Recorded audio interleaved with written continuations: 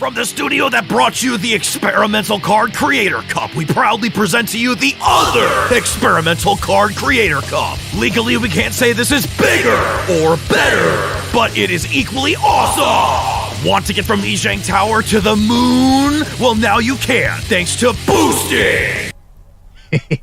No, not that boosting. Naywall boosting! That's right, for a limited time only, you can launch yourself like a rocket! A space rocket! But what's better than one space rocket? Two space rockets! That's right, if you download the patch today, we'll give you a 2-for-1 deal! No longer will you be levitating above the ground as Zen, waiting to be jumped by the local wildlife. You will be elevated to the nearest safe space. Get it? Space!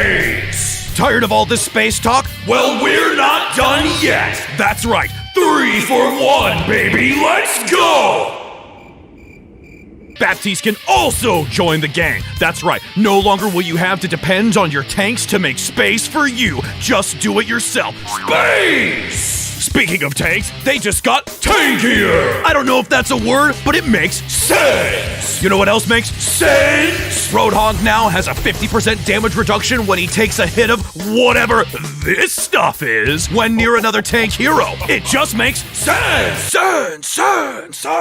Ordinary patches are far too safe, but the Experimental Creator patch is off the rails! And better yet, what's a creator patch without the content? Because everyone loves good content! In fact, you wouldn't be content with the content if it wasn't good content! That's right, not only will you get the extremely fun and over-the-top patch to play yourself, but you'll get double the fun with the Creator Cup Tournament! That's right, it's back. It's bigger and better. Wait, I wasn't supposed to say that. No, please, don't fire me. This patch, it's just so good. No, I can't miss the Creators Cup, please.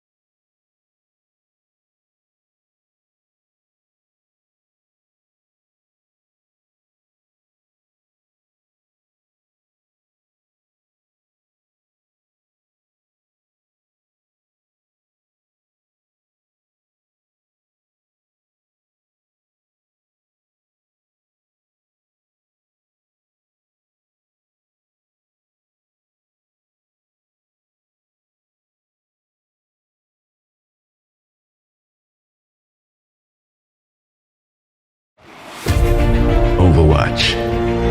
It's come a long way.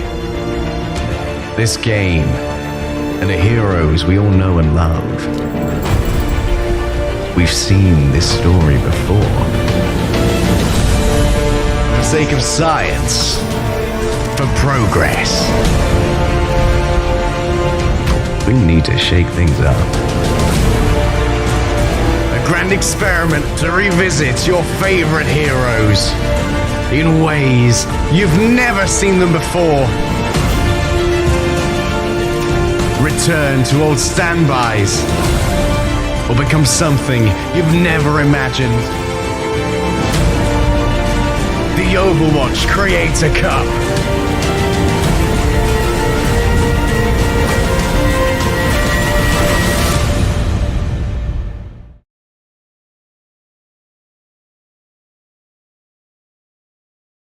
Okay, so it says here to pour the blue into the red, but be extremely careful because it could cause an explosion.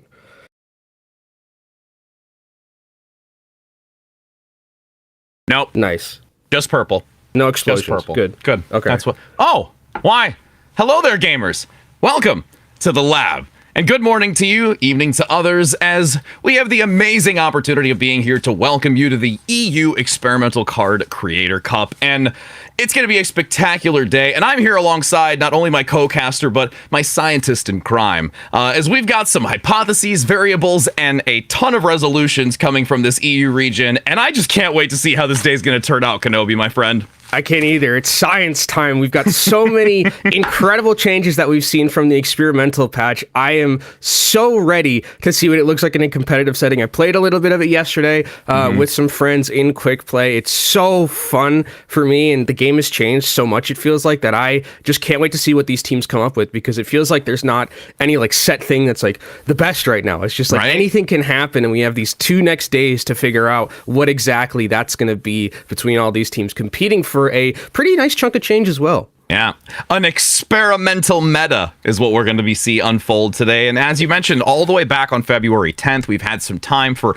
a lot of these individuals to practice it, even with the update of the patch as well that came in recently with some minor tweaks on the 16th. And we have to just give some serious shout outs to, you know, those 4 significant individuals that made this become a reality. ML7, Lemon Kiwi, Jake, and Wanted, all contributing and being key factors to this evolution of Overwatch that we have to put on a show today for EU and then NA even later. Yeah, I mean, there's definitely a lot of awesome changes that I think have been made. The tank changes, I really enjoyed playing tank a lot yesterday when I was playing them. DPS has some nice new flair to it. Yeah. Symmetra's a support now, and the turrets. the thing that was like the hardest for me was the turrets healing you, and I was like, oh, I'm being hit. Wait, I'm being healed. Wait, well, this doesn't seem like it's correct, and it's so like weird playing it, and I wonder how the players are gonna feel, because there are these like certain things that like you remember as like an Overwatch player. You know, Supercharger is the thing that damage boosts you. Now it slows you. Symmetra turrets, like I talked about, they're healing you. There's a lot of things that are different now, it feels like. And some of those like things that we've learned and programmed ourselves to learn in Overwatch, we're going to have to unlearn for this tournament upcoming. So I'm going to see how that's going to end up working out between all these players, because again, I think this is going to be so fantastic between both of these teams, and between the whole weekend that we have, there's going to be so much great Overwatch action, so much new stuff to talk about. And there's a lot participating too. 64 teams total in this single elimination. You even commented on the prize pool, $12,000 being first to 2 in each one of these matches as they work through the bracket. And again, we even just are also not surprised at all when we talk a little bit about what the format's going to be, of course, leading on to Control. All maps available except for Paris. So I think all of us gamers are pretty much content with that idea as we take a look here at that map lineup leading into Lijiang Tower. And just this is going to be an exciting game 1 for us to kick off here and see what kind of outcomes are, just because I was playing it as well several days in a row. Being an Orisa one trick, far well known, I've had some mixed feelings, but I do have to be legitimately awesome. The tether denial, even Lemon Kiwi did this live on her stream yesterday where she tether chained to a Reinhardt mid-charge and denied any sort of follow through, and I was dying. It was just amazing to see that amongst so many other things. And you know, at this time, like you had commented, it's a surprise for all of us, because even thinking back to, like, let's say the originality of Overwatch, when you had Bastion with a shield. That's how this kind of feels. It's like you're looking back and it's like, oh man, I have to unlearn what I've learned and just kind of roll the dice and hope for a nat 20 instead of a nat 1, and just see if you get out big here. I think that as well when I look at the hero updates, kind of like in general. We did have the hit scan fall off change that was different. It was 50%, now it's 30%. We could go through like the entirety of like, you know, the changes one by one by one. We don't want to do that to you because you can just go read the patch notes. It would definitely like we can have story time. Yeah, it's like a documentary. Talk about you know, theorize about what we're gonna see. We are scientists, so we're gonna end up doing that throughout the games. But like the big one is that tanks got their crowd control reduction, which I think was a really good change. It's really fun to not get continuously boosted around by Lucios, by Doomfists on tank. I think they also had their damage reduced by 25%, and they also have now 20% more ult charge. Those are like the main things, and they also added a global speed cap because there are a lot of things now that start speeding you up, and that's really, I think that that's a good idea to put that cap there because I can't imagine what it'd be like if there was a no cap on the movement speed, right? You get like a Lucio, new Zarya, who's like speeding you up and you just zoom at people. It would be so full funny. Charge plus an Orisa Centaur, fortify. Let's not even talk about it. That would be zooming. Like we're talking a Zarya zooming. We know that the deadlift is real when it comes from Zarya, but like a speedrunner zooming deadlifter would be insane to see. As you know, we're looking to go into this. We actually do have confirmation of our two teams here. It is going to be Ice Scream. Gonna say that very carefully because I'm gonna probably slur that together. But Ice Scream or Ice Scream. It's gonna happen. It's gonna happen against Wild Reptiles. Yeah. So it's easier. Like the other one's like very easy. It's like Wild Reptiles. Okay, that's like a team name that it's like a very generic one. The other one's like Ice Scream. And it's just going to have to be a thing where, it's just going to take us a little bit of time to get used to. But here we go. The first map of the Experimental Card Creator Cup here, Rich. Assembling your heroes soon. And we'll see what both these teams are going to be opting into to start things off. We are on Lijiang. This is a Lijiang Tower, and we are on Night Market. This is a map that usually tends more towards a lot of that rush style of play. And you can see already with what we're seeing in terms of the hero selections just at the start, we're going to see something similar, it looks like, between both these teams. More of that rush style with the Reinhardt. I really love Reinhardt and the ability to multi-pin. That's probably been my favorite part of Reinhardt changes so far. Shout out to Lemon Kiwi for that one. And I think as well, also the off tanks are a little bit different here. So a lot of difference already starting at the beginning of this map. I'm a little upset, though, that Ice Scream doesn't have a Mei, but we'll talk about it in a moment. As they look to try and push forward, already some heavy aggression into this backline position. Mita is going to now have that Reaper play, though, attempting to try and get some shell shock damage on the front position. Nice sleep as well. Coming up onto Captain, has to draw back. Great separation. Gets the pickup onto Potato and even Yazid, just completely overwhelming Wild Reptiles, as Ice Scream is going to get the opportunity to bring down that D.Va potentially up close. Nice reposition in the back with the Reaper, not really being able to find too much value because Wild Reptiles is actually holding on to this very well with a nice bio nade. With Butcher Buddy going down, that's going to make everything much harder for Wild Reptiles as the cleanup will be here. No healing left. Lucro already had a Deadeye throughout all of that. Okay, I see you on that, Cassidy. Ice Scream going to be taking this first point here, and I really love how they started that off. Doing what Rush does, just rushing onto someone that they find away from the rest of the team. They take down Yazette. That means the Soldier 76 isn't there. They lose a lot of damage, and they can kind of just win their way through attrition. You see Wild Reptiles has switched Yazette onto the Junkrat, and remember the change about Junkrat, no footsteps anymore. Silent as the night.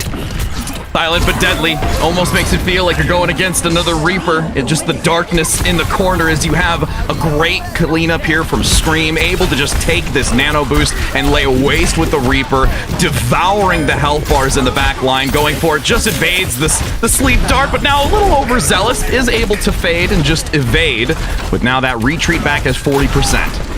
And actually, I really like the changes that they made to the Nano Boost. Final blows dealt by allies affected by Nano Boost decreases her cooldowns. So every time that a Reaper's just going in like Mida was there, and you just continuously getting kills, you can anti-nade, anti-nade, anti-nade on top of that. It's a really fun and interesting change as Mida's going to go up for this Death Blossom. Oh, he gets taken out! Oh, manages to get it. All right, now it's a 1-for-1 trade, though, but the thing is you've lost the support. Wild Reptiles is solely going to have to rely on Bunny right now to make sure that they can keep enough healing output. Nikos does get hit by the Bio Nade, so it's a little bit of healing for the moment. A second one comes through. Nice shatter on the front line, looking to dive in, but this flanking position in the back, nobody's ready for it. Gets one onto Puka and looks to chase after the support, even gives a nice fawn wave to say bon voyage as the shatter completes it here.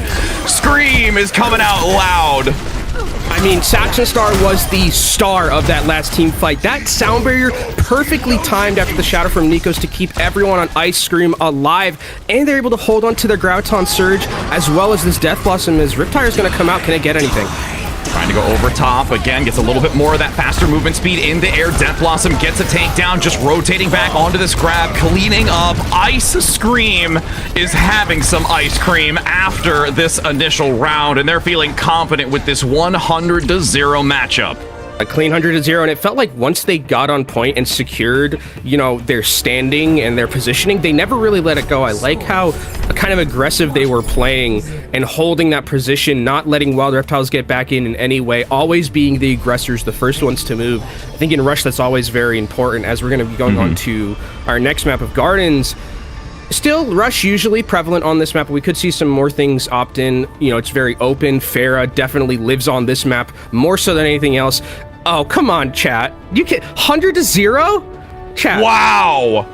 Okay. Come on, I mean, that's just like their previous round score. Just like their previous round score. I'm pretty sure that was calculated. That's called forecasting. For Ice Scream. Just their name alone should have gotten a vote. Nope. I mean, they were more aware of the hypotheses and expectations than we were as a pair of scientists. As we're entering now onto Gardens, moving into this position to see if it's going to be a quick second round taken by Ice Scream, or it will be Wild Reptiles managing to take this next round to enter into a third. Nice early Bionade into the back, though, causing a little bit of harassment onto the Ashe play, needing to be very cautious playing this corner. Early pickup, though, comes through. Puka gets the elimination. Nikos has to be extremely cautious so they don't get overrun, and the healers are just pumping so much into this front line. Elimination comes out. Oh my god. Oh my, it is big and it is intense. Reptiles are like a Gila monster in the desert. They're just looking to clamp on and not let go. And with Ryan on both of these teams, something that I think we need to mention as well, another change, is that Ryan now with Fire Strike not anti-heals you, but gives you 50% reduction of healing for about 4 seconds, and that's something comboed along with anti-nades where you can really, if comboed well, secure kills very easily as, oh my god, Saxon Star, you can't just walk out against double hit scan like that, my man. That's gonna get punished. Nope. Not gonna be, you know, too happy about that one. Feeling it for sure in the morning, as we are still in the night with 25% continuing to climb here and feeling very confident over this bridgeway. Wouldn't be surprised if you do see Ice Scream look to maybe go to White Room, but they're going to try and contest this. They're going to play aggressively. Look at the backline positioning. Now you do have the Fade looking to try to evade, but they're still in the midst of it. As the Shatter comes out, they were all focusing on the Reaper evasion, but the Shatter is there to give some assistance. Beautiful Bionade as the counter Shatter comes in. It is absolute chaos as Nikos gets a great double up there with the swing. There's a nice counter charge off the end. I'll take you downtown to the city. Oh, are you going to get that too? Oh, okay. It was close. Nikos kind of MTD'd a little bit right there. Not gonna lie, there was a little bit of MTD going on with that Shatter right out of the high noon, and I love what Ice Cream is, or I love what Wild Reptiles is doing here, where Mida is playing this very aggressive flanking style of Reaper, and they're making sure that as he's going in, they aren't onto him. Oh, what a dynamite, and a beautiful sound barrier to come in to counter it by Scream, looking to try and push forward, but they need to be, oh, that's a great follow-up onto the Reinhardt. The Bionade lands, the health bar was low, this flank into the position, harassing the Ashe play to prevent any sort of value that can be consistently gained, and even gets the quick pickup onto the Mercy play. Goes down themselves, but they've opened up space to now have the numbers advantage onto the point and look to take it. And that time it was a lot better of a combination between the engagement from Ice Cream. Mida goes in just as the rest of the ultimates are coming out from Ice Cream, and Wild Reptiles really just lose track of him, and he gets a couple of kills off the back end. 92% for Wild Reptiles. This is last fight territory for them. If they do win, they are going to be able to take this round most likely, but Ice Cream have some ultimates in their bank to hold them at the line. Graviton Surge along with the Death Blossom, very potent combo. Shatter from Nikos. We saw him MTD before. That might be what Wild Reptiles needs to break this open. Oh no, I was gonna say they could lead in with Bob on the front, but a Death Blossom comes in, just completely annihilating the back line and shutting down both supports, and you're gonna see them punish on this front position as they sit back and just accept their fate. Captain Potato, not gonna be long for this world. Yeah, they're going to have to retreat here. They do take out the Reinhardt, so they are going to be able to back up easily with their shield and their tank. 46% and taking upwards for Ice Cream here. Still able to keep a lot of their key ultimates. I mean, they won that with just the singular one with the Reaper Death Blossom. Now the rest of the team has kind of gotten into a good area with their ultimate economy, but so do Wild Reptiles. I mean, this next fight's going to be a lot of particle effects. Yep, taking this White Room positioning, attempting to try and lead in, mitigating the damage. They need to be super cautious in the back, though. That Reaper play almost getting picked up. Nice survival. Sleep onto the Bob, at least buys a few seconds as the Shatter comes out on the front side. Gladheart gets a great follow-up onto afterwards. The healing is there. You've got the Deadeye from Luckrow, and they are still holding on to this, and now they've managed to put this into a final fight territory for Ice Cream. Look around the Cassidy trying to go for Wild Reptiles, but Ash is just going to take it themselves off, and Ice Cream used a lot in that last fight. A lot of ultimates gone in terms of their ultimate economy. They have the sound barrier, luckily enough, to keep themselves sustained, but we're looking at last fight here, and we finally are seeing it. The Pharah coming out from Wild Reptiles, the desperation. Maybe going to use that double concussion that comes through to try and maneuver some around. Sound barrier to lead by Saxon on the backside. Rez gets a quick pickup onto Nikos, but then trades out their life. The Pharah play no longer going to be getting value since the hit scan focus from the Cassidy is so true. And now with these final seconds remaining, this will be the completion of this first map, of this first match, with Ice Scream taking the win. Yeah, chat looking a bit foolish right now with that 100-0. I know, right? Already not looking good for chat in terms of their prediction win rate, as we're seeing Mida gonna get that play of the game. I thought that it was really good what Mida was doing at the start, where they, you know, were flanking. They played this kind of Reaper that we saw a little bit in competitive Overwatch last year, where you go in, you're able to just hit them with the Reaper shotguns, the Hellfire shotguns, do a lot of damage and then get out quickly. That's kind of been taken out a little bit still because of the fact that you've lost the speed boost on Wraith form, but it still does work essentially. It just is a little bit more counterable, as we saw. That's kind of how Wild Reptiles came back into the game more so than anything. But if the coordination's there from Ice Cream with this type of play where they send the Reaper into the back line and then the rest of the team go in as 5, I think they definitely look really, really strong. And to build on just, you know, feeling really strong, when you've got a bio nade that is landing on at least 2 individuals every time, there is no way that you can recover from that. It is just atrocious to try and turn that back around, especially like you mentioned with the Fire Strike being able to reduce the incoming healing. So you get the bio nade, let's say they hold off and hesitate to then hit with a Fire Strike to reduce it even further, so there's no ability to recover. It's just a stack on stack opportunity to exploit a weakness in that very small window of time. Yeah, and it seems like Reinhardt is king, at least on that map. It is control that usually favors a lot more of the Rush style of compositions. Once we go to a different map, it might open up a little bit, but I think Rush and these like brawly types of setup really do thrive in something like this, because I think we have to remember that the tanks also got a lot of extra health in their back pocket, so to kind of compensate for the fact that they did lose a little bit of their damage. But overall, I mean, I really do like kind of this new style with like adding this like ability to not completely negate healing, but the 50% adds like a little like new wrinkle into Overwatch. I think that's actually super cool. And with Reinhardt having with Reinhardt being kind of the only one with that ability, I think we'll see him play it a lot. I definitely do want to see some Marissa. I want to see someone get tethered all the way back into the team into like Reinhardt's swing. That's one of the funniest things I think I've ever seen in this game. adore that change. Just being able to walk up to someone, yank them, and pull them back into your team. I mean, I felt the same way. I'm just more glad that there was a revision on it to make it last longer. That was my biggest gripe. But I'm grateful for our lovely editors on that back end, contributing to that change up on the 16th just before going into this weekend, and it really has made it a lot more elaborate and so much more fun, especially like when you're trying to just bait that player into your team. It's like, all right, now we're just gonna rush you. We're all just gonna collapse on you like a swarm, and you're gonna regret getting close enough to us. But you know what I want to see as well? Sim. We gotta see Sim. We have I want to see support if we Sim don't work. The thing is, we would have the way that it would have been on Night Market on Lee Zhang, because that's usually where Sim gets played when she's a DPS. But we didn't get to see her, unfortunately. As a support, it is really interesting to be in a position where it's like, oh, the turrets are hitting me. Wait, I'm getting healed. That doesn't seem right. My brain does not compute. As our next map is going to be Eichenwald. Again, a little bit more open. I think on second specifically, you have a lot of options to play more dive, and it's a little bit more vertical in terms of the movement. So definitely thinking that I might see some Winston in this map. I would love to see new Winston. The fact that you can jump pack onto people and kind of just send them zooming up into the air. Well, and the damage boost on it too. Significant amount of damage too. Yes, it got boosted with the damage, which was really helpful. I think that that's something that was also really needed when we talk about some of those last moment changes and evaluation, going from just even that 50 to 75 increased damage.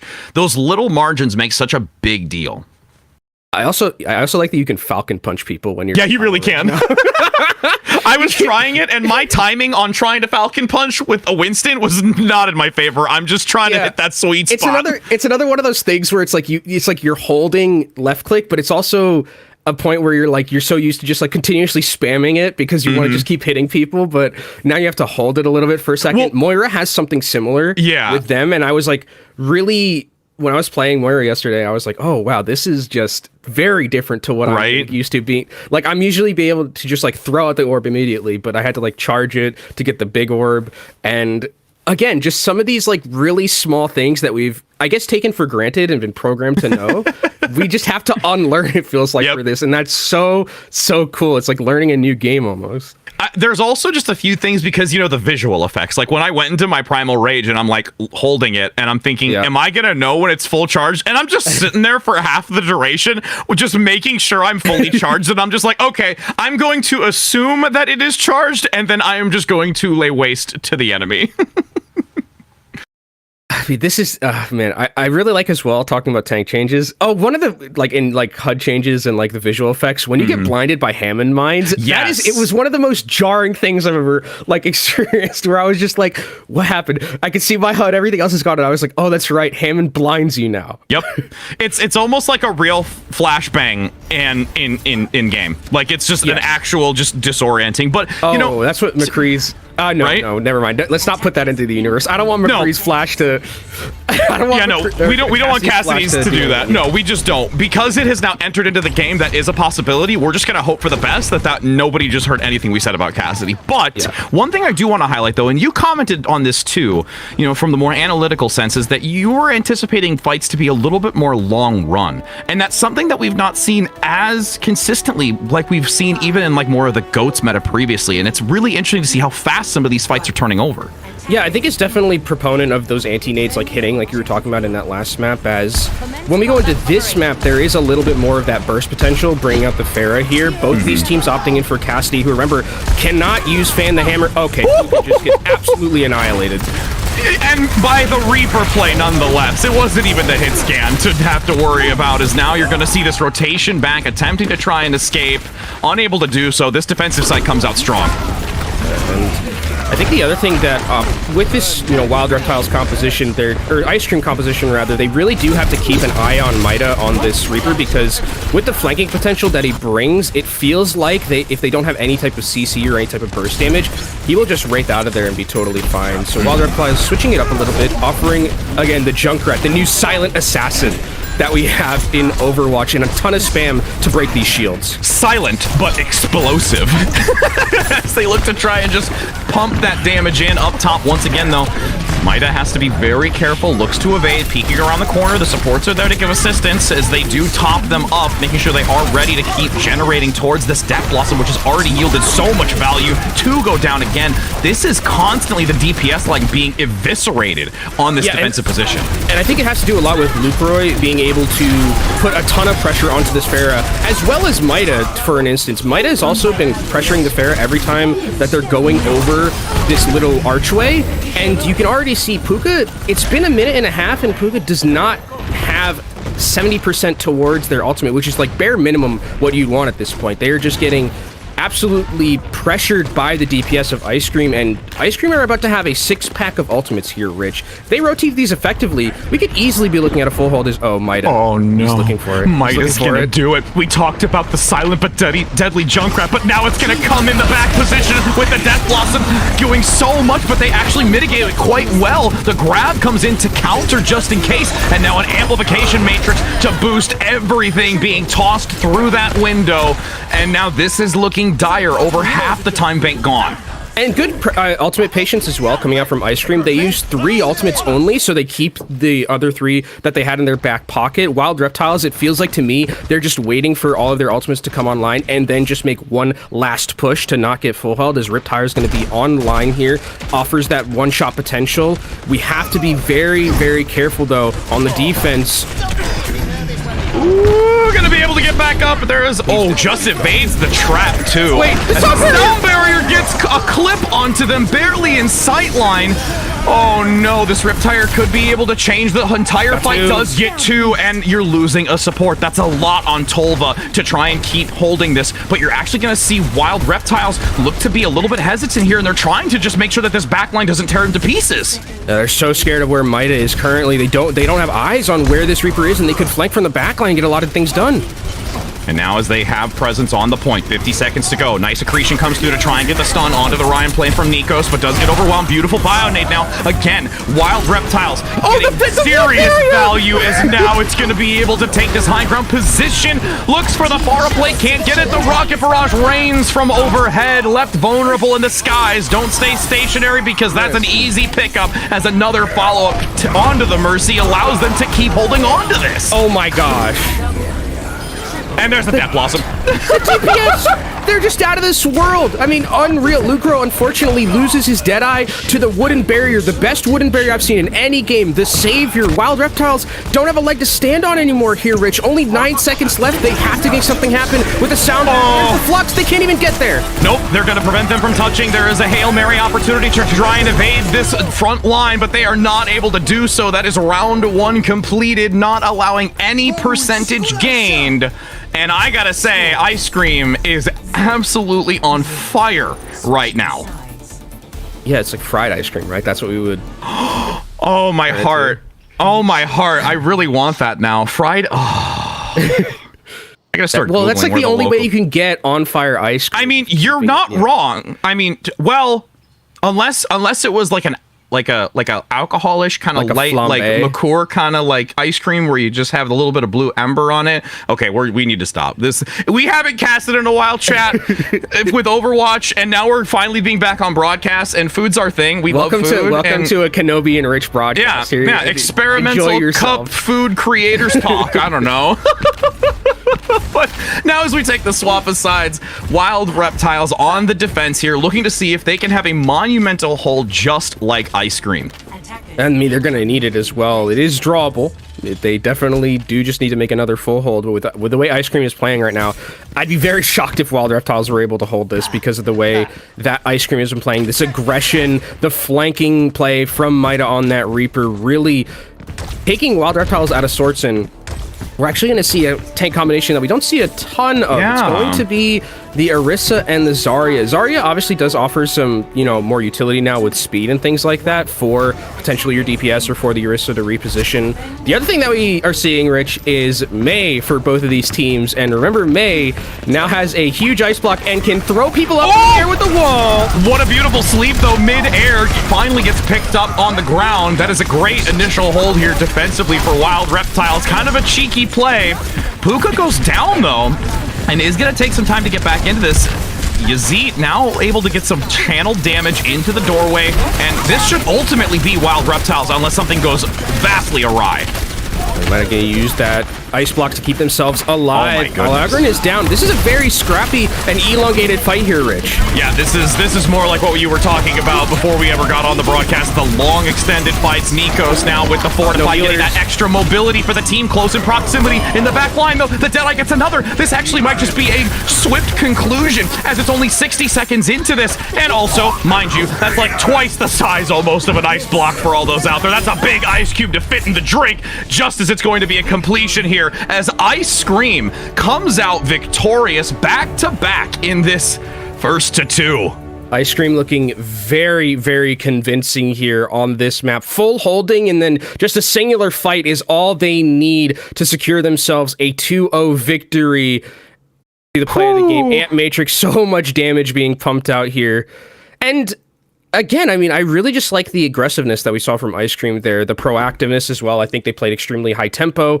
And once they had the flanking Reaper thing down and the coordination of it down, I think they looked incredibly great. So honestly, a really fun way to start this. It's kind of the way I thought it was going to go with everything in terms of like being prevalent. I think Double Shield also has its place in here, but sometimes we do see those very elongated fights. All things considered, I'm happy. And I think we're all a little happy after this one. And, you know, with that being already the first game, we do still have two more coming up for today as we continue on through these rounds to lead into tomorrow's broadcast as well. But before we get that next game underway, we are going to be heading to a break. While you go get some snacks and some drinks, we're going to enjoy ours here live on stream for at least the moment. So we hope you have a wonderful time on your break, and we'll be back in just a moment. From the studio that brought you the Experimental Card Creator Cup, we proudly present to you the other Experimental Card Creator Cup. Legally, we can't say this is bigger or better, but it is equally awesome. Want to get from Yizhang Tower to the moon? Well, now you can, thanks to boosting. No, not that boosting. Naywall boosting! That's right, for a limited time only, you can launch yourself like a rocket! A space rocket! But what's better than one space rocket? Two space rockets! That's right, if you download the patch today, we'll give you a 2-for-1 deal! No longer will you be levitating above the ground as Zen, waiting to be jumped by the local wildlife. You will be elevated to the nearest safe space. Get it? Space! Tired of all this space talk? Well, we're not done yet. That's right. 3 for 1, baby. Let's go!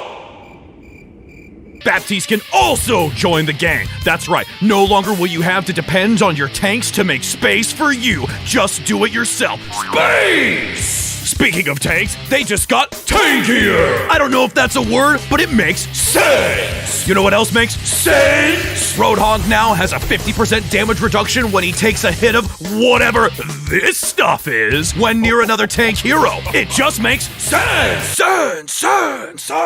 Ordinary patches are far too safe, but the Experimental Creator patch is off the rails! And better yet, what's a creator patch without the content? Because everyone loves good content! In fact, you wouldn't be content with the content if it wasn't good content! That's right, not only will you get the extremely fun and over-the-top patch to play yourself, but you'll get double the fun with the Creator Cup Tournament!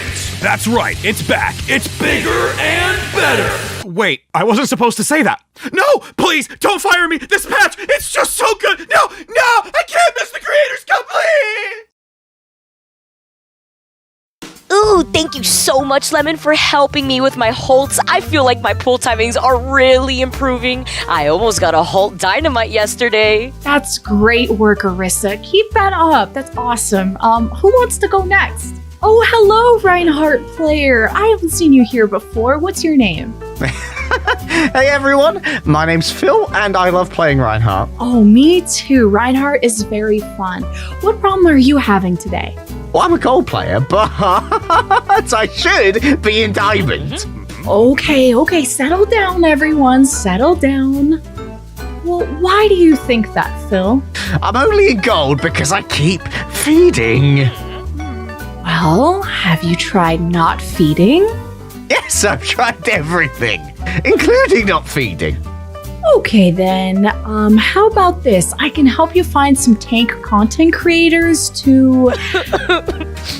We already watch a lot of creators for tips. It's not helping us. I still charge the enemy Genji soul. We can't do any more, Lemon. We need your help more than ever. Exactly. There must be something you can do. Maybe Blizzard will listen. All right. Okay, how about this? Everyone is getting more health and more armor. You're going to be able to control your abilities. Reinhardt, you'll be able to cancel your charge. And Orisa, you'll be able to move faster with Fortify. Wow, I do like I galloping. can stop feeding. And I'll reduce all crowd control duration by 50%. Yes. Yeah. See, tank players, when you're struggling with your Overwatch gameplay, there's help available. With me, Lemon Kiwi. Because when life gives you lemons, you get a kiwi. A lemon kiwi.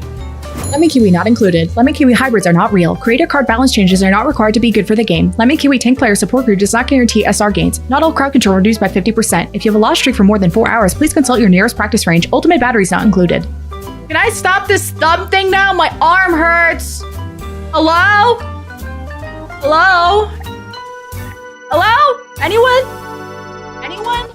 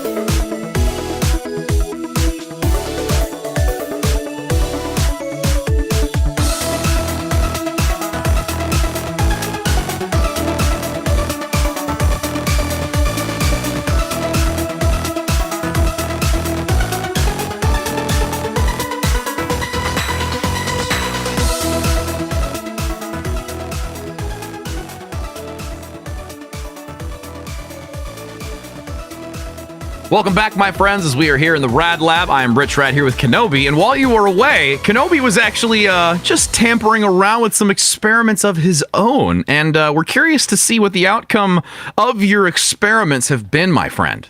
Yes, so in the spirit of science, I have managed to distill down the Moira healing and damage juices, as I guess they're so called. I can't really use another word, but here they are. I have distilled them into liquid form. Okay. So I will be the guinea pig for everyone, try them and tell you what they taste like, okay? Just for everyone at home, this is for you. Okay, so first we're going to do the damage one. I can only imagine. It must hurt on the way down. Oh, this one's a bit salty. It tastes like DPS tears. Duly noted. Not the biggest fan of that one. Noted. And then now we have the healing one. Okay. Hopefully better taste.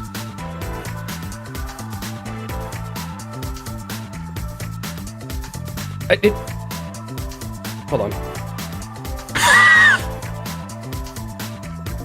It doesn't taste like anything. I guess because Moira players don't use this one. They don't need it to taste like anything. So Moira players don't. This is just liquid. This is. Yeah, I can't even say it tastes like water. We can anticipate that it tastes like healing, but that's a topic for another time. Is the topic at hand is entering into our next round, as we have the opportunity to continue on through this experimental cup. We actually do have an opportunity to take a look at the rosters here as well. Now that we get further through this bracket, again of single eliminations, we have add friend first.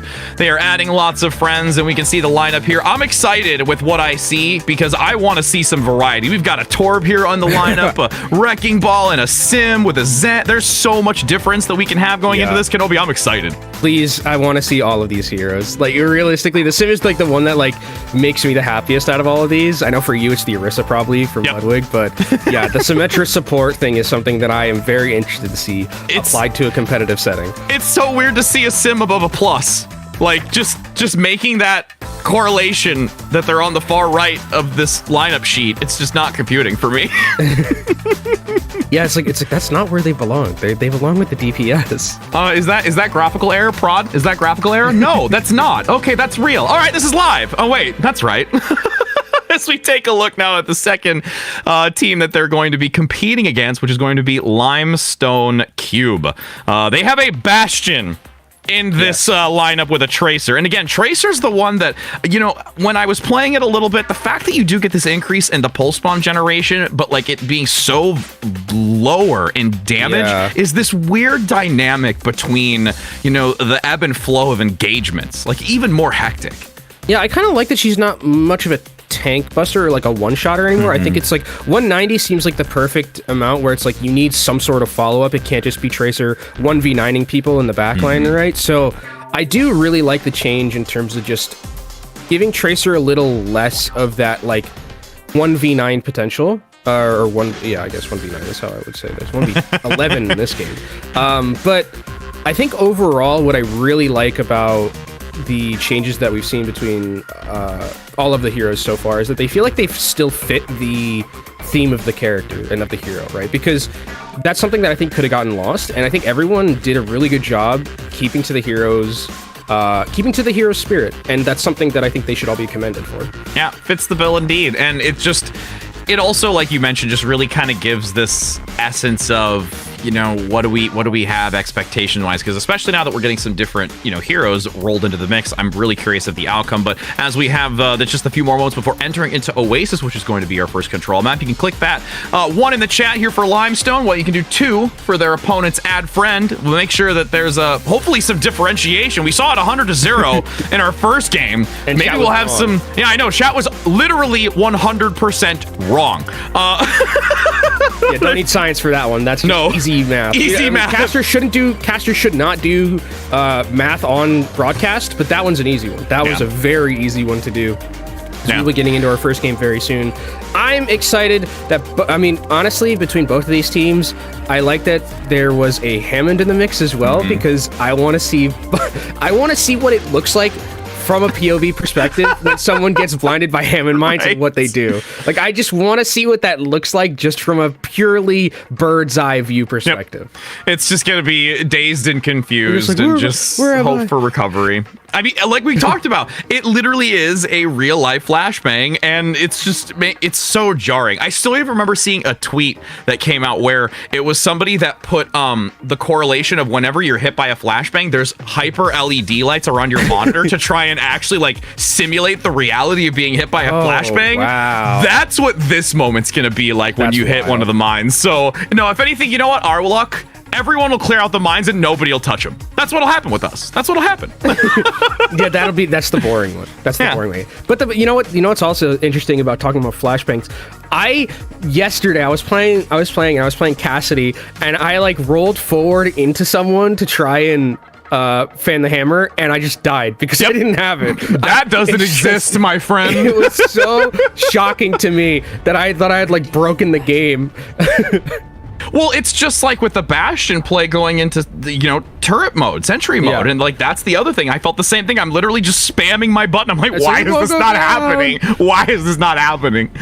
But what's going to be happening is taking a look at the compositions here. We don't see to the T of what the roster lineup showed. Maybe we'll be able to see it a little bit further once we deviate away from control. But yeah, Symmetra. Oh, come on, Mark. Please. Pew Pew, you better stay. Don't just use TP. Just actually use it. Pew Pew, you better stay on it. No! Oh! I'm sad. We still have another round or two. Let's hope.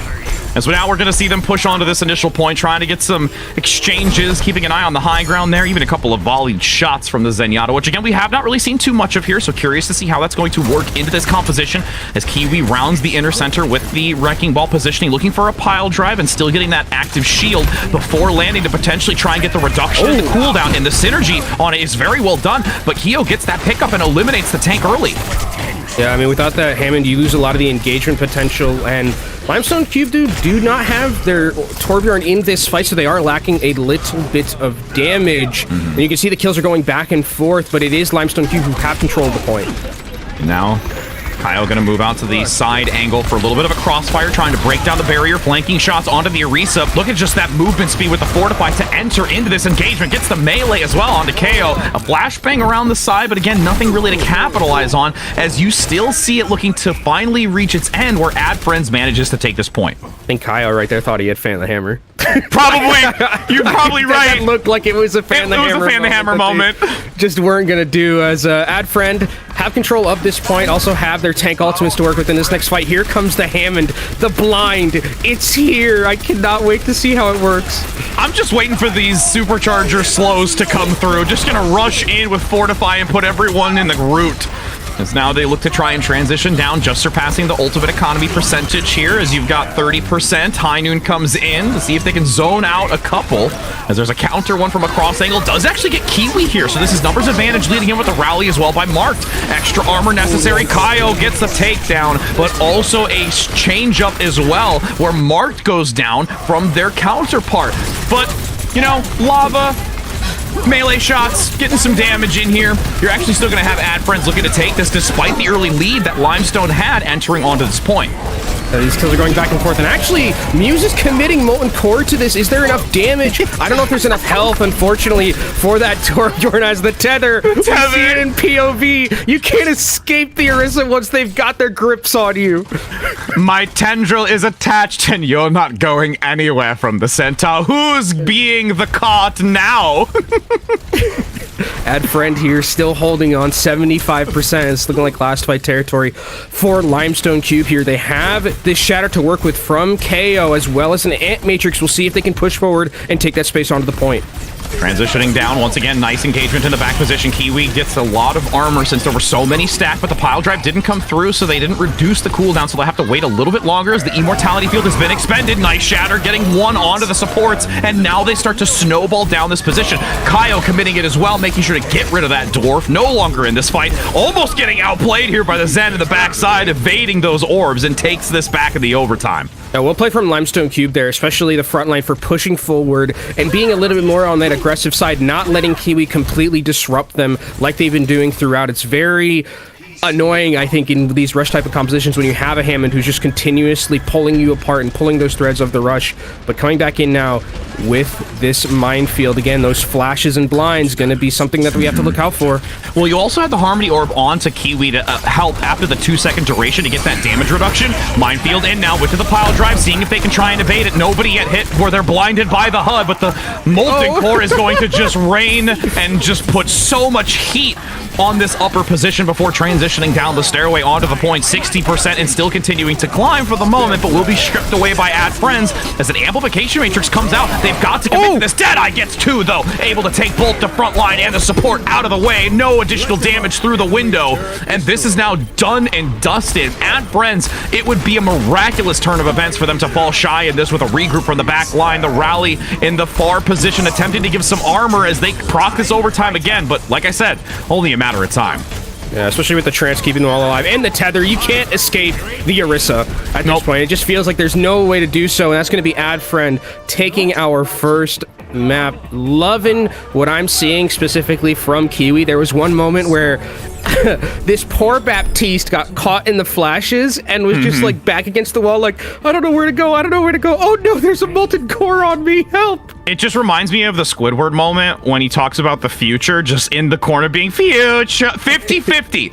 50-50. Is this what happens because we judged you for literally being 100% wrong? You're just going to toss a coin? That's what's going to happen, chat? Hey, at least some of chat will be right this time. At least some of you. And hopefully you're on the right side of that. But, I mean, again, cart before the horse, it was a brig and a torb before the centaur. That's essentially what happens with this tether. And it makes me the happiest camper in the world that I'm getting to see my baby Orisa in its prime. And one of the interesting things as well that we've seen is also a lot of Torbjorn, it feels like, when it does offer, you know, some more extended damage because of the fact that you have that stacking kind of damage buff every time you hit someone. I think it's a very neat interaction and does offer like a lot of damage if you're poking from afar, and also shield break as well with the turret. So both these teams just posturing, trying to take that high ground away. And that's really a power position that you get as Muse gets taken down. That's a lot of damage lost already for Lime. Big lead, yep. You're gonna get the Immortality Field up top to mitigate any sort of counterplay that could come up through the stairways. Actually, Tobesy gets taken out, marked as well. This is just going to be the end of this engagement, swiftly taken by Add Friends, and they're confidently going to be able to claim this point and start generating percent.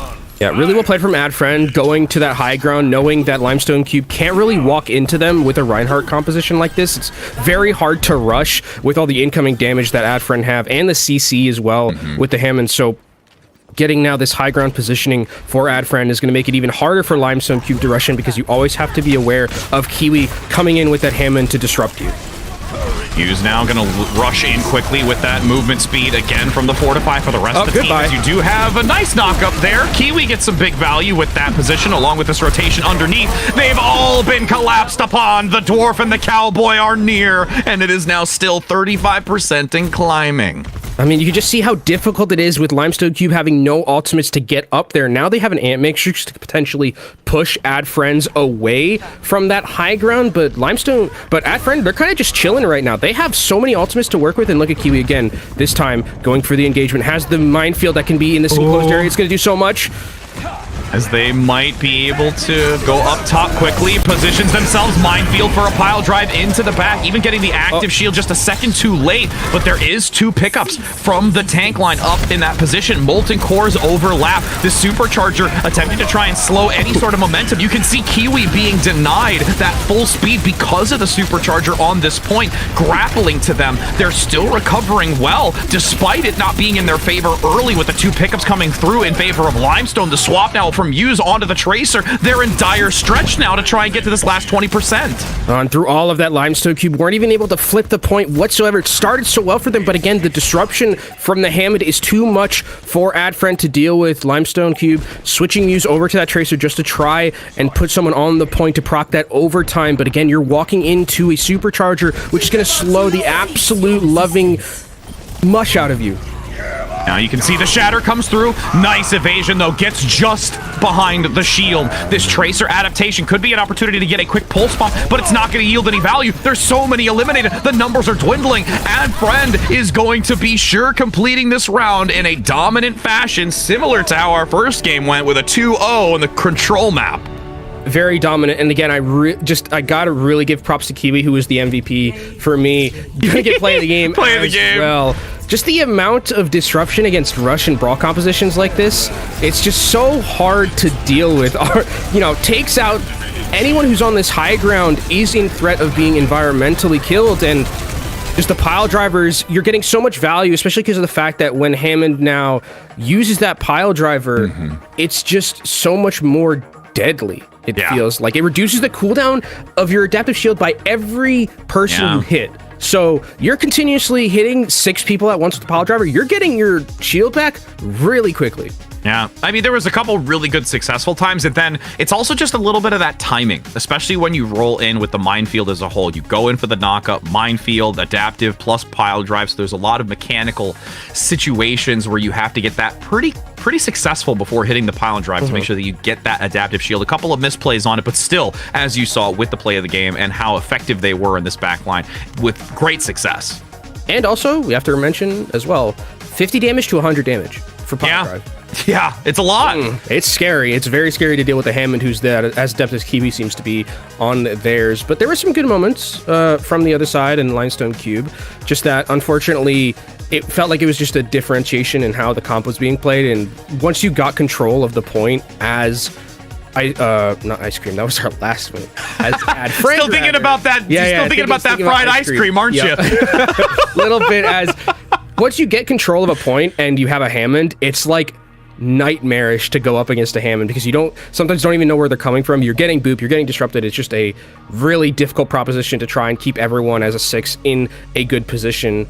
As we are going to be going into our next map here relatively soon, and Rich, it's a comfort pick for us both. Friend. Obviously, it's us. We have to cast Kings Row at one point. It's in our contract. It's like every time we're on a broadcast, Kings Row has to be there at least once on a hybrid map. It's got to be in the fine print somewhere on the border, like with Santa Claus, where it's the fine print just on the outskirts of the filigree that you never notice that the listing is there. But yes, Kings Row is the place that we shall enter. We will have the bell toll, and maybe we can see a little bit more of that variety. I think we're all, to a degree, looking to see competitive Symmetra as a support role in this. Yes. Because it's one... We just want it. Like, we're begging for it. We're urging for it. We didn't get it. I mean, we got the TP out. That was it. And that's like the brief amount we saw. I was very disheartened. I was very disheartened that we didn't see it. But this is a map where, again, I think it's really interesting that we can see almost anything here. We haven't seen any Winston at all, which has been... Yes. It makes sense kind of with the tank changes because we do see like Reinhardt having the 50% healing reduction like is really good. Also, just kind of with how brawly these compositions are, it does favor Reinhardt a little bit more so. So I think we'll probably stick more towards those types of things. Double shield on defense, definitely an option on Kings Row as well. Would love to see a Winston. I would love nothing more than on Kings Row to see some type of Winston play, but... Especially because of the damaging increase. Like, it allows you to get a little bit more of that, opportunity of open engagements. Also, the Tesla cannon getting the increase in armor, increase in ammo, where they were able to, keep that damage flowing over more extended periods of time if they can fuel with the support line in the back to keep them in that engagement for longer and really being able to generate towards that primal rage, which can be such a disruptor. And Kings Row, that lovely shot. Oh, that's such a beauty. Hey, look, there's the moon. There's the moon. There's the moon. Oh yeah, we could. Right, we can see. I know, right? It's always weird to me that like I see like things and it's like I just have to remember that this isn't 2050, right? Where it's like, what are those lines on the moon? Oh, that's right. There's like an entire base there. We're looking not only at Kings Row but also Horizon Lunar Colony, all in the same instance. Oh, two for one. Wow. Oh, you actually just blew my mind. I didn't even think of that. Well, I didn't think that we were looking. That's funny. You know what?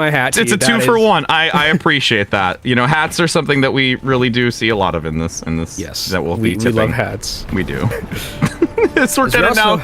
I mean, we're gonna love what I think AdFriend is bringing to the table again with this Hammond composition that they're bringing, and Limestone Cube seems like they're sticking more towards their rush style. They are bringing a absolute metric ton of CC to try and deal with the Hammond. You have the tether from the Orisa, you have the slows from the Mei, and you have Flashbang. They want Kiwi to not be able to play the game of Overwatch. Yep. They're acknowledging the significant strength that AdFriend has. Nice pile drive to the side. Big damage.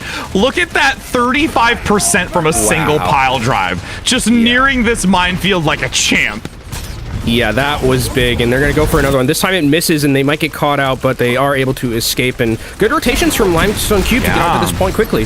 Now with the Kyle getting a decent flashbang, gets the pickup, goes for the second, but counter flashed, and there's going to be the takedown in the hotel positioning. But this rotation actually still could favor Limestone Cube, but now they start to get scattered. The pickup comes in, they aren't able to get any presence on this point, and you've got AdFriend recovering very well in this. And you can see there's, I mean, Sinai is just left alone to their own devices in this backline. There comes the minefield along with the A Matrix. I don't know if it's enough though, Rich. I mean, it could be, but you know, once again, the respawn advantage is in favor of Limestone since they do have that close proximity. They could recover, but there's a lot of mobility and still some harassment. Kiwi's going to get back instantly, and AdFriends holds on. But Limestone Cube, they're not done yet. They have the supercharger to work with the slow, everyone. Now, up front, Ludwig trying to play a little more aggressive. Fortify to aggress into the back line. Does get a little punished here with the nice assistance, with the supports keeping them topped up. Marked has also that pickup onto the Cassidy, as there's also a follow-up Deadeye. This is now going to be Limestone taking full control of this after a decent almost 2 minutes off the clock. So didn't have to spend too much time, but still a decent amount so that they don't have a stacked clock to go into the streets phase. This was a fantastic adaptation from Limestone Cube, all things to get considered. I mean, bringing all of this CC to the table to make Kiwi's life miserable. You see Kiwi is having a harder time getting as much value. Yes, they had that one really good pile driver at the start, but beyond that, they have to respect the CC that comes out of Limestone Cube's composition, whether it's the flashbangs from the Cassidy, whether it's the slow from the Mei. They do have to be aware of it, and now Limestone Cube can move forward. They have a Blizzard to work with, so if AdFriend even steps onto this cart closely, they all might get frozen. I'm just waiting for this Mei wall to jettison Limestone.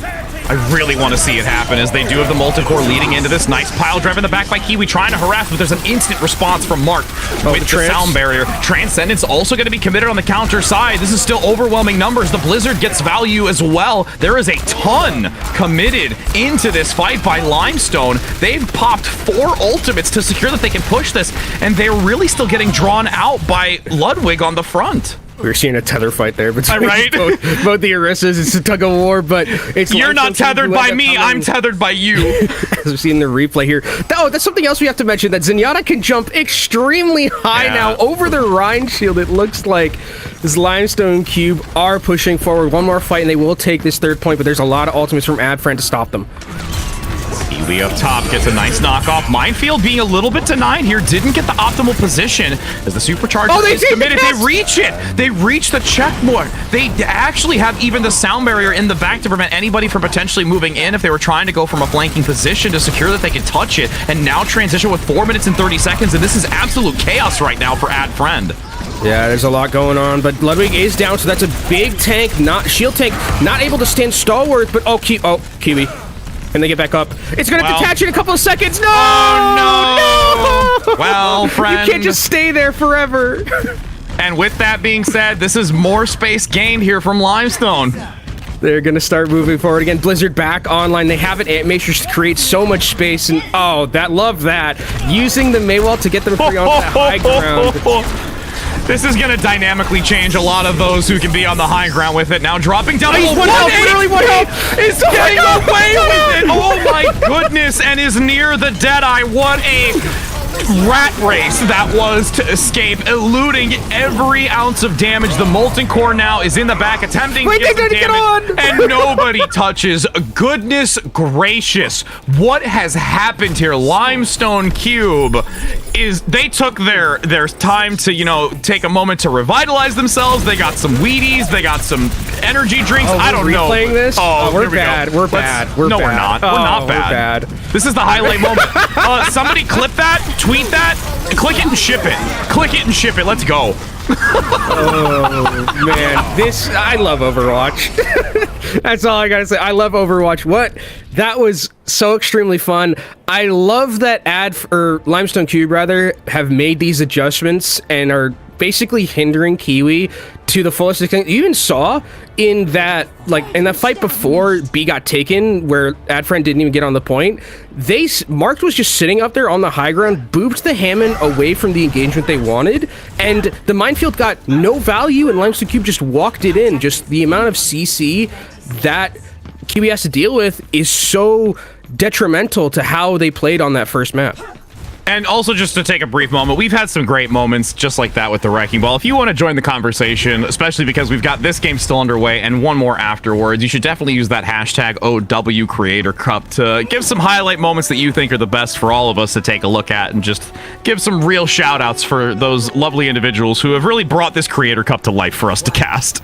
Definitely. We're going to be seeing a little bit of switch up from AdFriend, bring out a little bit of the 2020 meta here. The Sigma and the Hammond, something that you and I are very familiar with, casting Chinese contenders. Oh, Rich, yes. Back in the day with Team CC. Limestone Cube sticking to their guns with their composition. That's the tried and true. Something about the Ashe that we do need to mention is that there is no fall-off damage for the Dynamite anymore. Yeah. So it still does hurt, especially with a Mercy in your back pocket. And if they look to dive onto you, you don't do self-damage anymore. That's another dynamic. So if you do get a little bit overwhelmed and you can't get away with the coach gun, you can still toss the Dynamite onto yourself and yield some significant value. Double pin. Oh, manages to get 2 up the stairway, bringing them to a point that they are not going to return from. There's a lonely little Torbjorn who's kind of just sitting behind the entire team. They know. The turret finally gave the positioning away, as you're going to have Maid, though. Just wait it out, sit by the health pack, and maybe read a book or two. Soon. Is this going to be a flanking Molten Core? Is that what we're about to see? Maybe. Tether! Kiwi! Oh, you've been locked down, and now trying to escape. There is just so much, and you are absolutely correct at how vital this has been for Limestone to bring this into their favor. Defensively, they're just dominating with already a minute and a half off the clock. And Santek's going to go down. And Mayo in a precarious position, it feels like, but not really, as they're going to be escorted out. And Limestone Cube putting up a heck of a defense right now, not letting AdFriend set up these engagements like they were on that first map. And with the ultimates that are coming online for AdFriend, they luckily have a way in. They can nano, aggressively. They're going to have Bob very soon and the Molten Core to kind of make Limestone Cube's life a little bit harder to stay together as a 6-man and rush them down. Meanwhile, Kiwi's just attempting to get near this minefield from the back. They know. Oh, that's a lot of damage. Oh my goodness, they just got almost blown to bits. As up front, they get an early pickup again. This is Limestone just taking so much value early. There is some hesitation from AdFriend that isn't really boding well for them, and the minefield goes a little bit too far forward that you just have Limestone fall back and be able to recover from this without even worrying about it. Kyle and the Cassidy was on the flank with the Deadeye, but it did not matter. They did still get 2 kills, and I mean, there is a respawn advantage for AdFriend here, but Limestone Cube do have a lot of sustainability, even if they are missing a few of their members, especially if it's a DPS one. Well, they also have the Blizzard, so even if they do try to press on to this point, they can have something to slow the momentum down. Amplification Matrix now coming through to get the damage and attempting to keep fixation onto that high ground where the Nano comes out onto Kiwi, getting locked down. Oh my god, he's getting bullied! Put out of the game. Slept, slowed, stunned, deleted, all of the above. Let's select option E for everything above, as it is Limestone Cube coming in with a cleanup and preventing this first initial tick with only 60 seconds left. This has got to be some sort of just like, we have to do something. We have to stop this, put a stop to it. Kiwi is just not able to play Hammond whatsoever. Limestone Cube is doing such a good job of negating any type of the value from that Hammond with the CC. They're still able to hold on to this Blizzard, and Rich, depending on when this fight starts, this could be last fight for AdFriend, and they don't really have a lot to work with. They have a Molten Core, and they do have the ultimate from the Mercy, but beyond that, they're not going to get anything else close. It's a tall task, but we've been seeing some unique opportunities. Oh, that's a great Bionade. That Fire Strike almost also got huge value as well. Into the Molten Core, gets a nice opportunity to hit multiple members with it. Blizzard. Muse in the back. Blizz should be able to slow down everyone on the front side with this flanking position. They get value with it. They clean this up, and they actually managed to turn it about in the last 20 seconds. Sinoid comes in, clutching it out on this Cassidy. You don't need Fan the Hammer. You're just clicking some heads, my dude.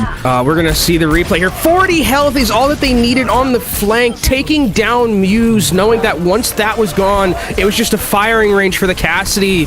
As, oh, this Hammond, again, Kiwi is... Wait, hold on. Syntax was... Really? I don't know why... This is... Really? Okay, well, this is going to be a bit scary now for AdFriend because Limestone Cube is just going to start running at them. This is where overzealous play can be easily punished with how well Limestone had a defensive position, and they are going to take full advantage of it, and even have this Deadeye might be sneaking up top. Oh... This is a really good position, more so for Limestone Cube than anyone else, because they can just basically hold here at this choke and take as much time off the clock as they want from AdFriend. As here comes the minefield as the engagement. Yeah, widespread too, hoping to maybe get the open space. Couple of shots, can't quite get it. It's okay. Don't look, oh no! Nobody sees it, nobody sees it. Flashbang onto the Kiwi, who barely manages to escape. There's no real value here from the Deadeye because nobody's in sight. Nice Sinoid positioning with the Nano Boost dropping down below as the Bionade lands onto 2. Flux gets 4. But a sound barrier to respond into the immortality field. There is so much synergy from Limestone able to persevere through this damage.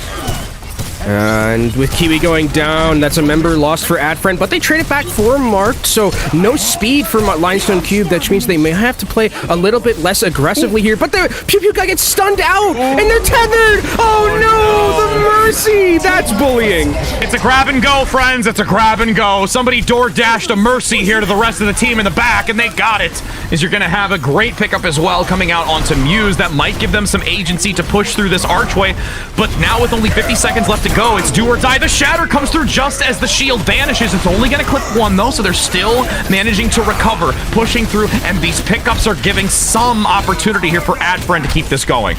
And I think it was a little bit over-aggressive there from Muse to use that Blizzard in a scenario like that. They ended up dying, so they couldn't follow up on their own damage, and they're given Limestone, or AdFriend rather, another lease on this point. 25 seconds. There is going to be a recontest from Limestone Cube here. They're going to have an Ant Matrix to zone members away and create space for themselves, but they don't really have anything else besides Cassidy's Deadeye coming up.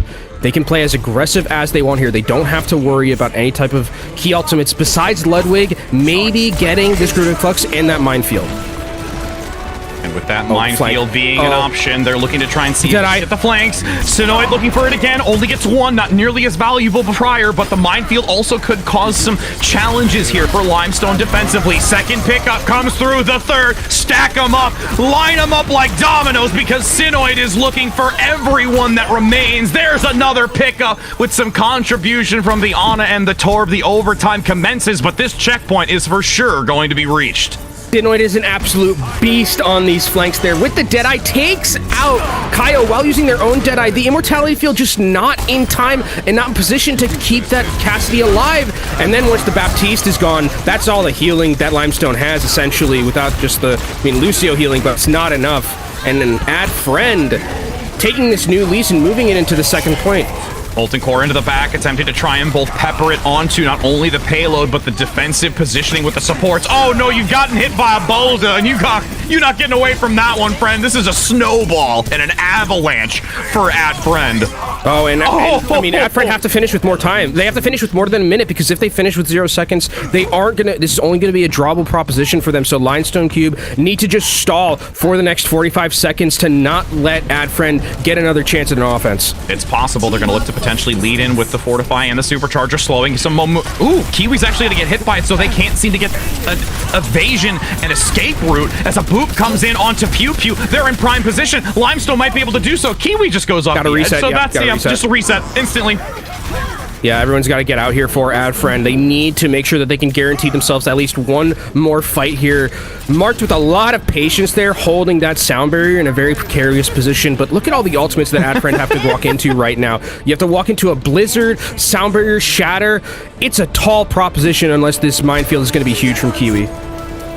And you can see that McCree, or the Cassidy play up top now, attempting to try and get some shots. Sound barrier comes through, leading AdFriends defensively in with some great shielding to try and compromise as the Blizzard now comes out on the return side. Muse giving so much opportunity to recover from this, gets a 1-for-1 trade. Pew Pew is down. It's only going to be the Ana to pump out enough healing. A Deadeye into the back to get value, and that's going to be it. They're managing to hold them, and now it really is, as you mentioned, only a drawable situation. No, actually, never mind. What MLC gets it. MLC is actually going to be be able to take this into a game 3. Wow, what plays coming out from MLC there in the end.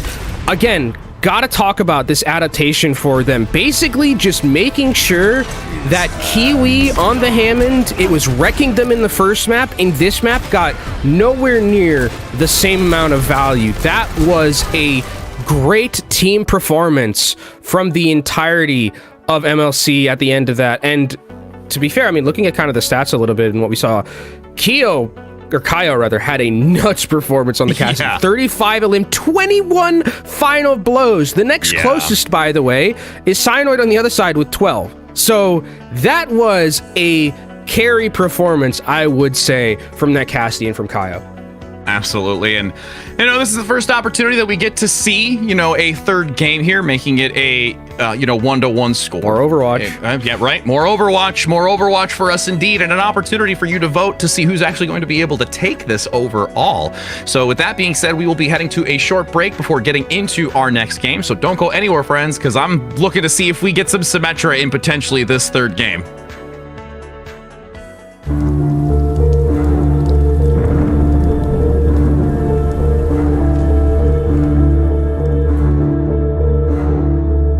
Probably wondering why I've called you here tonight. To talk about the many souls we've consumed? Not today, no. Oh, to talk about our favorite skins? Mine's Mariachi. Oh, yeah. I'm more of a Nevermore fan myself, but we're not here to talk about skins, guys. Are we here to talk about the many crimes we have committed in ranked?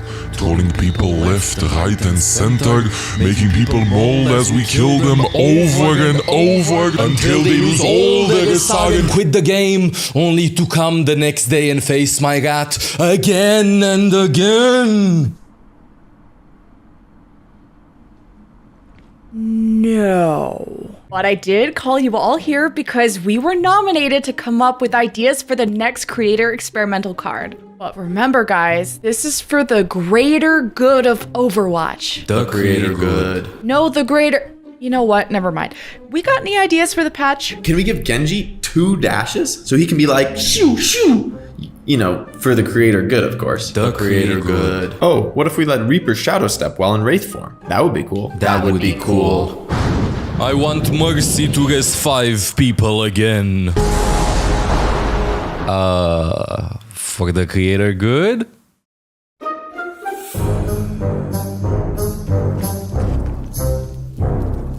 What did I miss?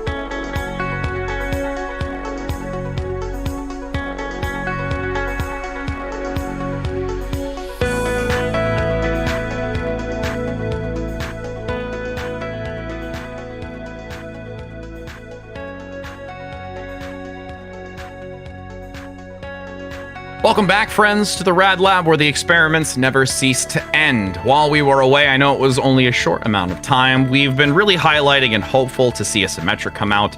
We haven't seen it in these 2 games, and hopefully entering into a third one, we might be able to get the chance to, but if we don't see it, I think it's more so because we're still trying to experiment to understand the change-up of how it went from damage to healing. And Kenobi, you've got the assistive chemical that is needed for me to really test this. And yeah, we've been experimenting. I'll be needing that now. We've been experimenting with portals as well, so I'm going to go ahead and just... Okay.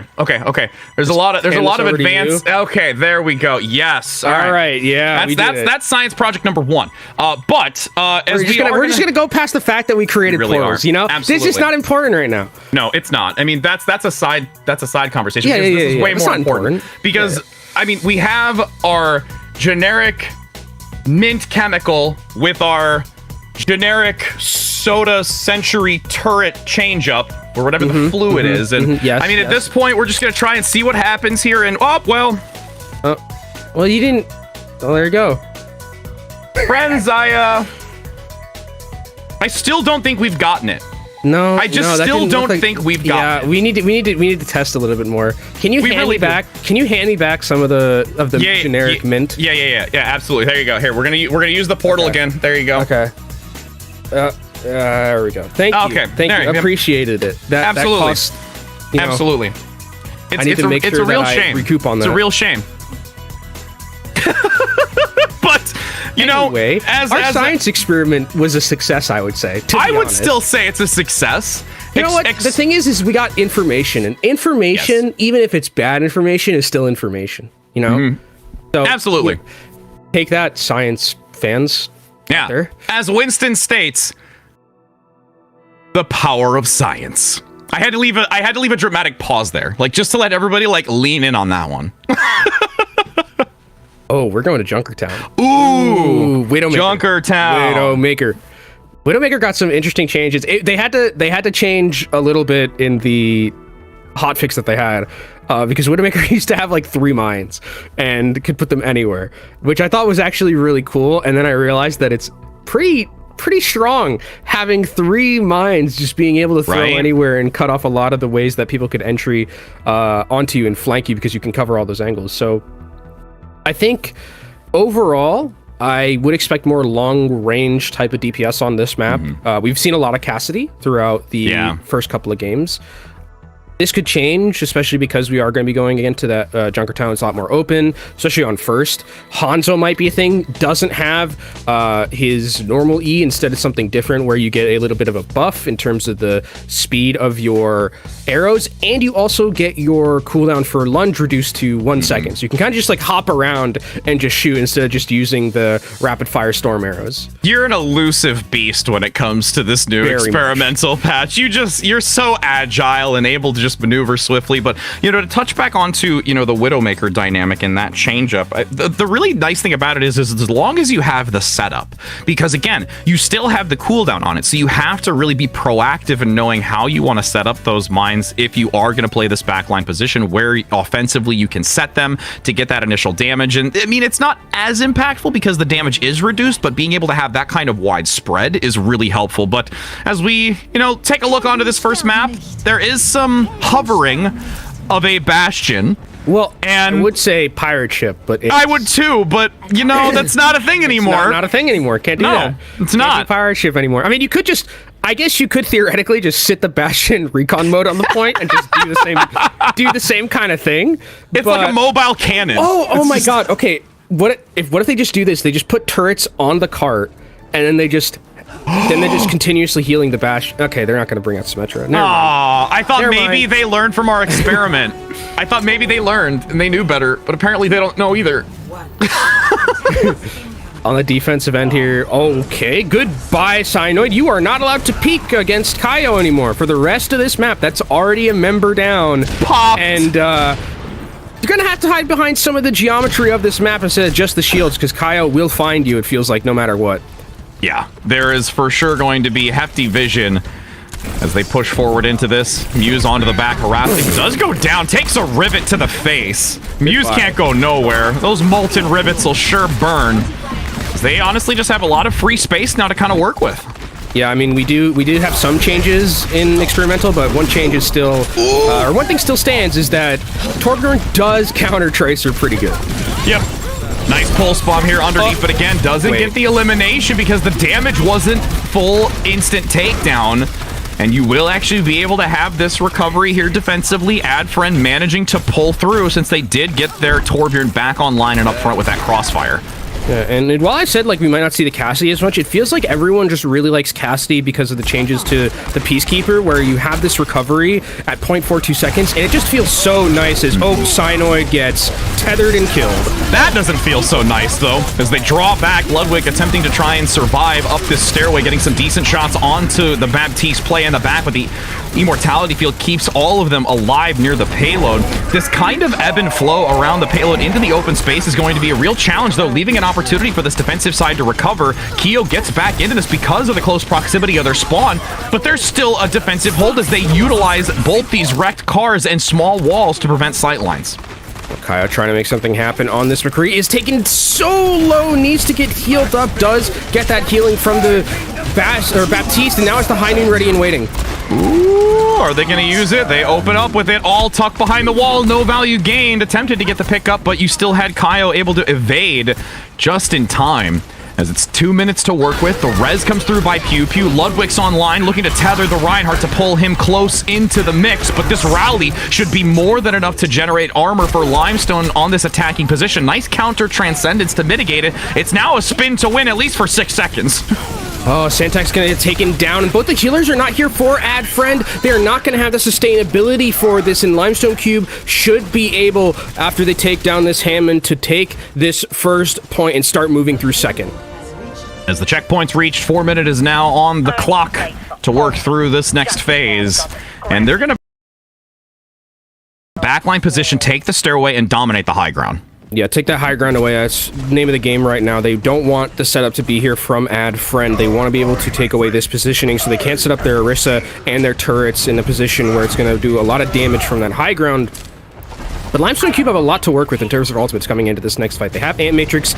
Even if they get onto the high ground, Add Friend, they can just be pushed off because of the Ant Matrix availability to move forward.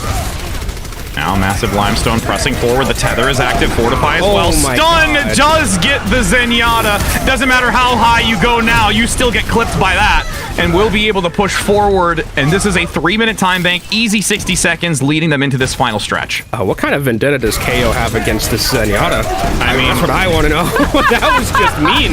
That was mean. I've never seen a Zenyatta fly that high before, but looks like... I mean, they could have a Mei with a wall underneath the corpse, too. Oh, that would be... We need to see that at one point. Just like the BM wall to just fling someone up into the air at the very end. Would you say taking them to the moon? I'm sorry. It's just...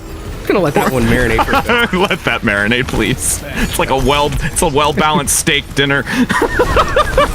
As there's 4 minutes to work with, pushing into the final stretches here with Add Friends looking to try and maintain up high with this Deadeye Kenobi. Oh, gets Muse, so that's a bit of damage that's lost for Limestone Cube's composition right now, but the return Deadeye coming out from Kaio, can it manage to find purchase? Santix is on a roll right now playing DPS Zenyatta, it feels like.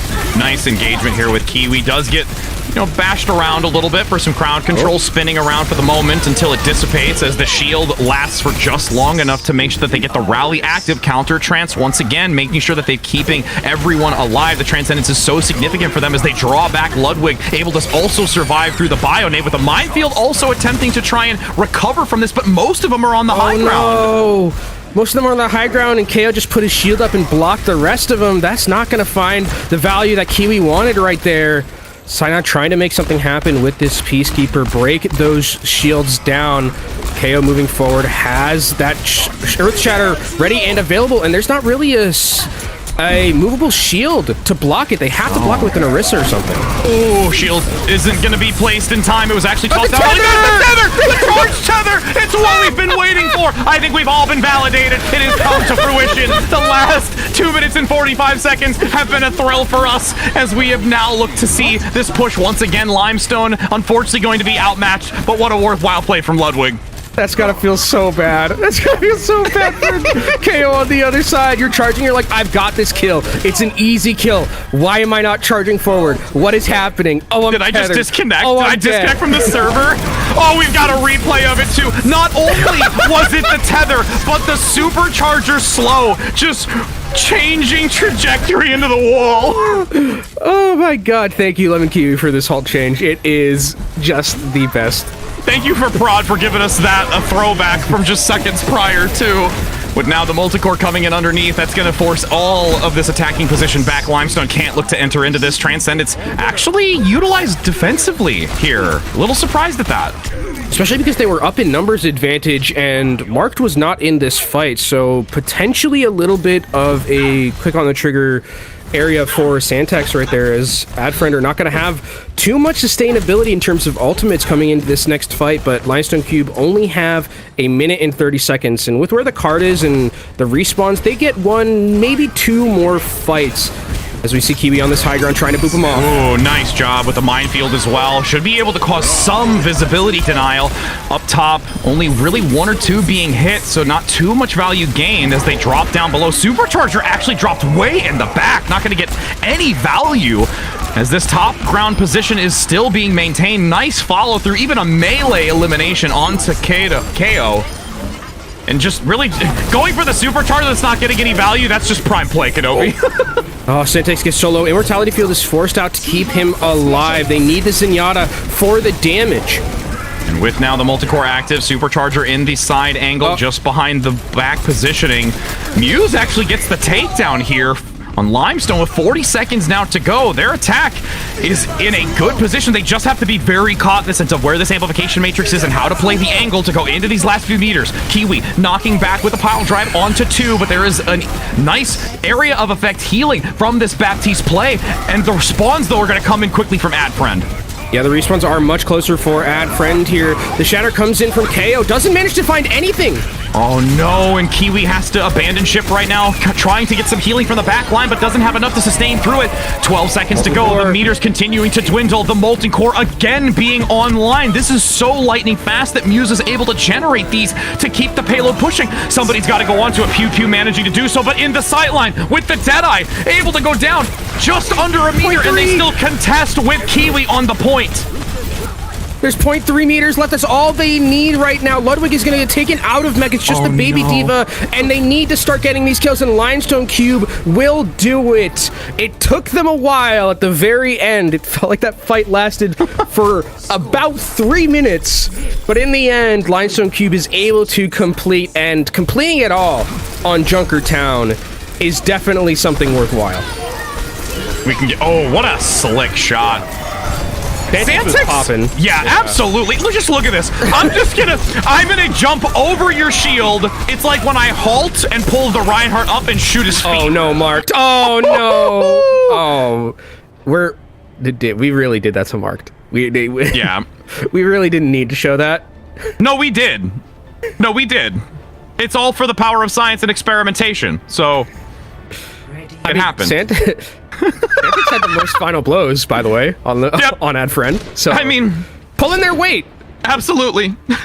Pulling their weight. I mean, basically a DPS at the current the closest was Sinoid with 6, with Santex getting 8. I mean, that's pretty amazing. And then once again, I know we commented on it earlier, but what was your best? What was your best and favorite moment out there, chat? Go to that. Use that hashtag OW Creator Cup just so we can be able to have that, insight on what your opinion is.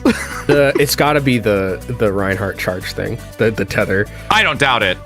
Dude, it's got to be so annoying as a Reinhardt to just get that shatter. You hit 4 people, and you have multi-pin in your back pocket, but you get slowed by a supercharger, and then you are charging and you can't even move as you get tethered. It's gotta be one of the worst feelings, I feel like. Let's be honest, though. What happened to Kiwi in King's Row? I mean, they're just giving just desserts to KO on the Reinhardt in that moment.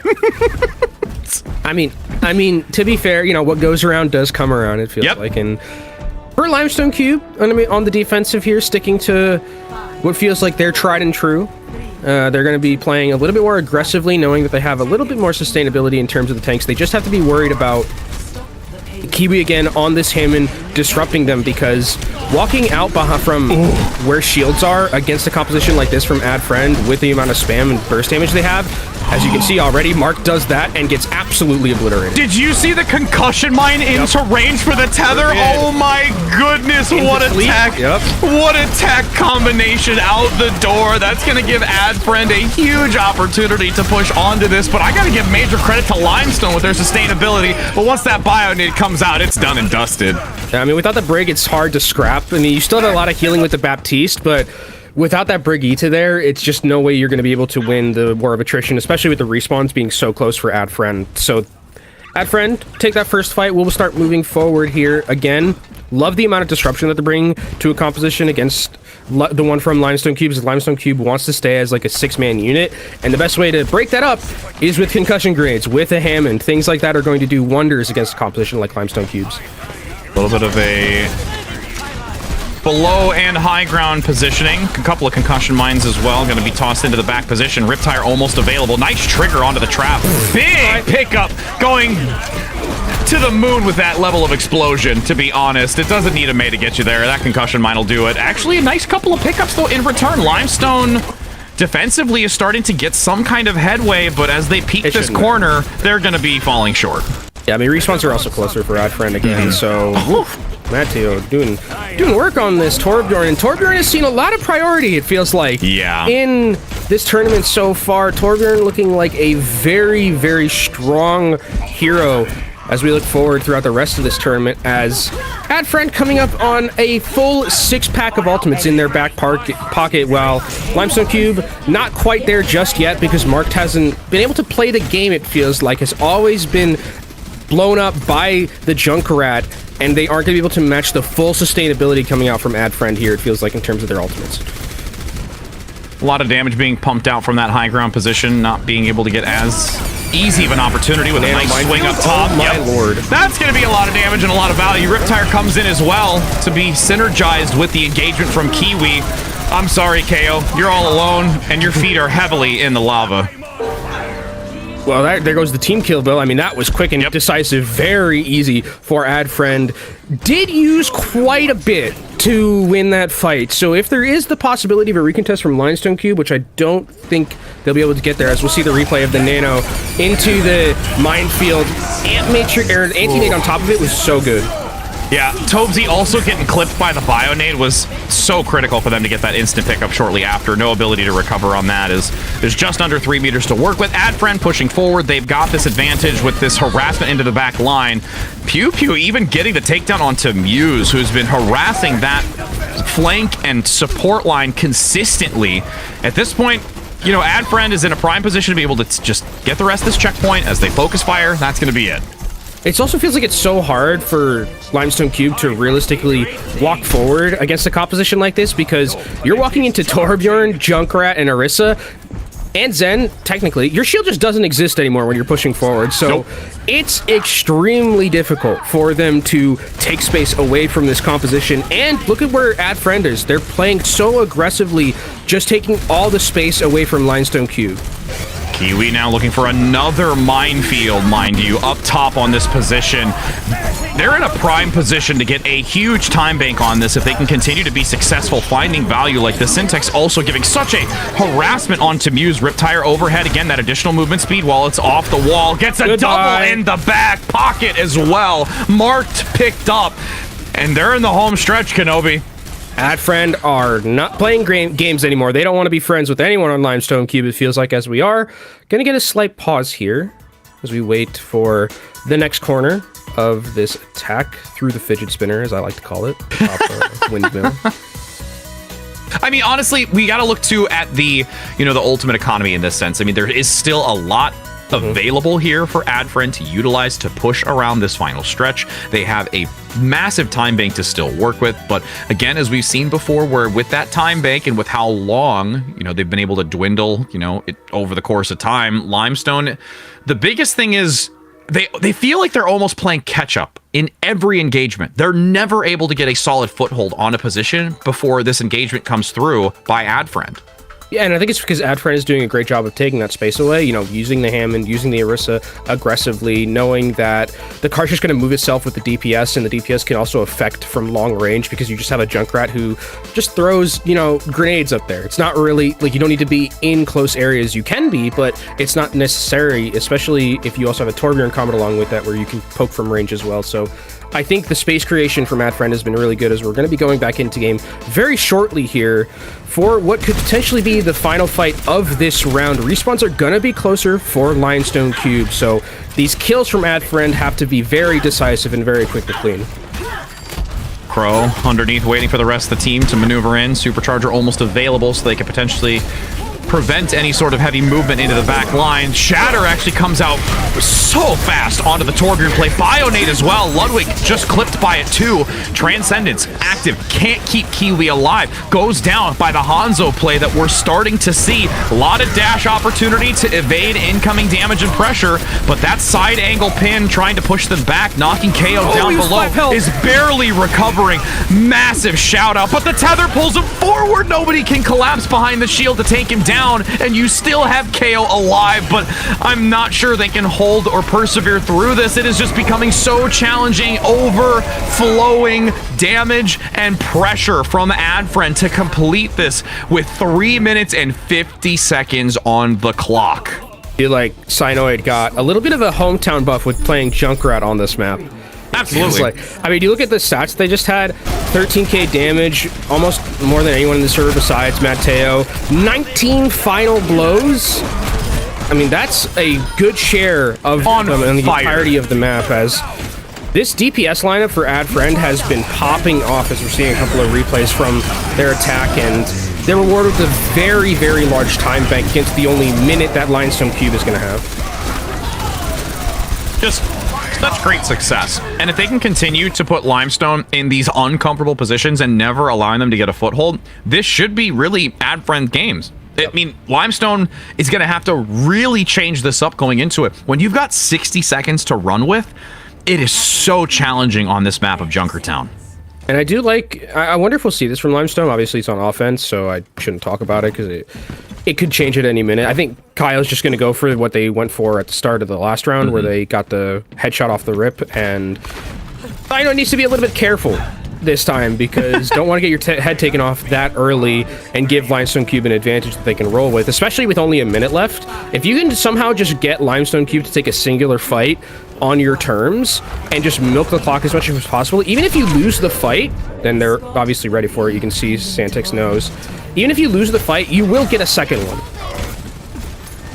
And as they swap it out to their tried and true Cassidy play, we'll be pushing forward. A little bit of also a crossfire that'll happen once this payload peeks the corner. Actually get some decent shots initially onto that Keo play. Up top, forcing back defensively. Adfriend is playing this really well, though. They're not overcommitting into it. They're playing these angles strategically. Fortify's now going to come out with a tether to try and grab one around the corner. Keo goes down in the back from Kiwi, and this pile drive is nutty! I mean, that felt like it was a bait. Kiwi's going to take down a ton of it. There's only 15 seconds left. Anti-nade. This is just over, done and dusted right now, Rich. Limestone Cube can try and get back onto this point, but there might not be a snowball's chance for them anymore. What a collaborative effort for the synergy of those abilities to completely eliminate everyone in that narrow choke point. The overtime's gone. There is no way they can push any further, and I have to give some serious credit to Adfriend for the synergy they just had in those final moments. And I really like what they did as well for Adfriend, just giving space, almost like goading the entirety of Limestone Cube to come into them and then be in an area where this Wrecking Ball is going to be very impactful, you know, under this area where you can grapple in, get a huge pile driver like we saw from Kiwi. So really well played from Adfriend, understanding kind of the limits of where their heroes are going to be the most impactful. And in that little chokehold, that's where, on offense at least, or on defense for point A, you'll probably get the most amount of value. And we saw it there. And now with a 3 minutes and 50-second time bank. Just saying that out loud and knowing the distance that needs to be covered is so petrifying. This is... You've said it before, and I'm going to take it from you. A Herculean effort. It's because that's no other way to describe it. It is utterly ridiculous how much we're going to have to see from Limestone to be able to hold on to this defensively. As you can see right there, that golden box victory is the only amount of distance needing to be covered. Yeah, it's about like one fight, potentially, depending on how close. I mean, I think if you're Adfriend, or if you're Limestone Cube, rather, you take this close fight and just try and win, and hopefully you get respawns long or close enough to where you can just get back into the, or get back onto the fight. But you really here just want to take as much time off the clock as possible. And now you can see March making sure that they're body blocking Keo to keep that Cassidy play alive underneath, but playing such a risky game, almost eliminated. Oh no! My God! A quad Bionade. The immortality field is there. It actually causes them an opportunity to sustain, but there's still a pile drive in the back from Kiwi, tethered onto Keo. This is going to spell disaster for them. That was the biggest Bionade ever from Pew Pew. Again, just completely shutting this down, and they're drawing it out for time, but their health bars are dwindling so quickly. I mean, they draw it out as much as they could, but without Tobzi there on the Baptiste, who died very early in that fight, Brigitte does do a heck of a lot of healing, but it's not enough throughout all the damage, and you see already Mark switching over to that Lucio just to get themselves closer to this fight before it ends. The Golden Block to victory in the sights of Adfriend, and look at Kiwi has this minefield ready. We've seen Pew Pew guy throw Nano onto minefield. I wonder if we'll see that again to basically stamp out this map. Underneath, there's a nice potential pile drive. Actually gets stopped. They're in the small room. They're near the health pack. They grab it, but they're going to be locked down. Immortality beat flip, attempting to try and survive through with a supercharger. Oh my goodness. Absolutely blown to bits. The blizzard comes through. They're frozen in place, but it's only to rejoice. The supercharger on the card. The drums shall rum as Adfriend takes this in the third map, continuing on through this single elimination of 64. Congrats to Adfriend for continuing their move forward. Oh, this is so well deserved. Pew Pew guy's gonna, yeah, this is gonna absolutely. This is gonna be the Nano into the nade. Yeah, there we go. Huge nade, Nano onto the Hammond. Nano mines? Like, who thinks of that? Unbelievable. This was just... We highlight a lot of DPS plays and a lot of tank plays, but this right now was a one on the shoulders of Pew Pew. That Bionade consistency and constant domination was so vital for their success. And that's one of the interesting things that I'm going to be looking out for the rest of this tournament is we saw like no D.Va today. Yeah. So far. Obviously, there's another game left, and there's some other teams that can play, but without D.Va being prevalent, especially in that map, it felt like in that series, like D.Va not being there, and those nades are basically just like walk up and get them for free, it felt like. Yeah. So I wonder if that trend kind of continues going forward, especially if we do see like Ryan, Orisa type deals, because while the 50% reduction is great on the Reinhardt Firestrike, just taking away all the healing, even better. So I wonder if Anna does rise a little bit in priority as we go through the rest of this tournament, because I think she is pretty strong still, because anti-nade is a very, very good ability. I mean, especially with how more often than not, outside of really just some of the play positions from Kiwi, teams are very clustered together. Like, there's not really as much separation or coordinated flanking. We've seen it on very minor occasions, so that's why this Ana play is going to excel so rapidly. And I just can't wait to see how the rest of, you know, the game that we have later play out, but also even just kind of evaluating how the EU and the NA region differ as well. That's another dynamic, because we've always talked about that as well, where NA and EU do have these type of essential flavor differences, or even like when we've casted Chinese contenders, where it's, you know, the Chinese region also has their own flavor to it. So just overall looking at just the bigger picture is exciting. Yeah, I think definitely the EU versus NA thing is going to be, especially with a patch like this where it's experimental and everything can change. I mean, EU usually always just tends more towards the brawly style of compositions, right? The rush style, that's their mantra, it feels like. So we won't see Reinhardt, right? We're not going to see that. Never Reinhardt in EU. Never play Reinhardt in EU. But I think definitely going to NA, that we might see a little bit later today. Possibilities for Winston. I hope we see some of that. Maybe some dive would be nice to see, because it's been mostly just brawl. Torbjorn looks really good. Apparently everyone loves Cassidy because even if you don't have Flash Fan, you still just the ability to... It feels so nice with the recovery time being at 0.42 seconds. It just feels so much nicer to shoot. And it's I think it's like a dopamine hit every time you're kind of like thinking about it, right? So going forward, that's definitely what I'm looking at in terms of team compositions. Brawl seems to be king, at least in EU. We'll see what happens in NA, but what a great day it's been so far with these two games. We've seen a lot of different stuff. It really has been, but again, that is it for at least you and myself moving forward, but there is still more Overwatch to be had today. Not only one more game from EU, but also even more from NA later on today. So we, here in this, beginning part of the broadcast, we get to hang up our coats, we sign out for the day, we leave our experiments and our vials here for now, and Kenobi, it's been an absolute pleasure to be able to have the opening opportunity for today, but again, you are in absolutely stellar hands for the rest of the way. It is going to be Door and Moxie leading you through this final round before we both again enter into tomorrow for the second portion of it. But with that being said, we hope you have a wonderful rest of your time with Door and Moxie, and we'll see you tomorrow, friends.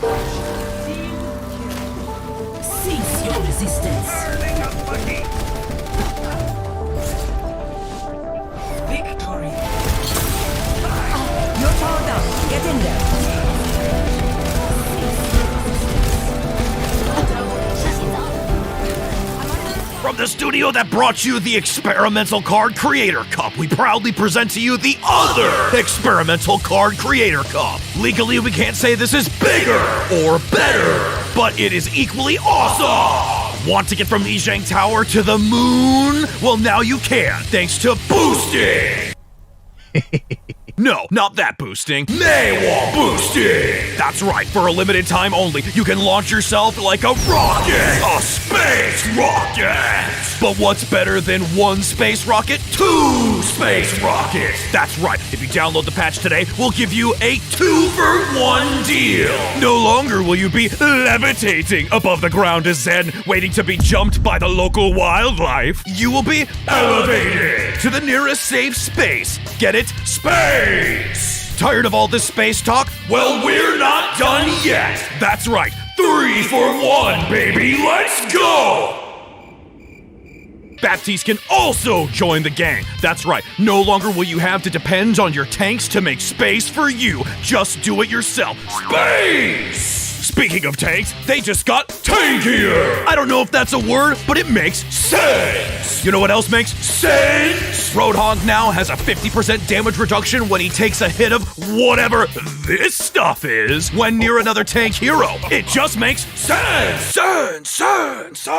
Ordinary patches are far too safe, but the Experimental Creator patch is off the rails! And better yet, what's a creator patch without the content? Because everyone loves good content! In fact, you wouldn't be content with the content if it wasn't good content! That's right, not only will you get the extremely fun and over-the-top patch to play yourself, but you'll get double the fun with the Creator Cup Tournament!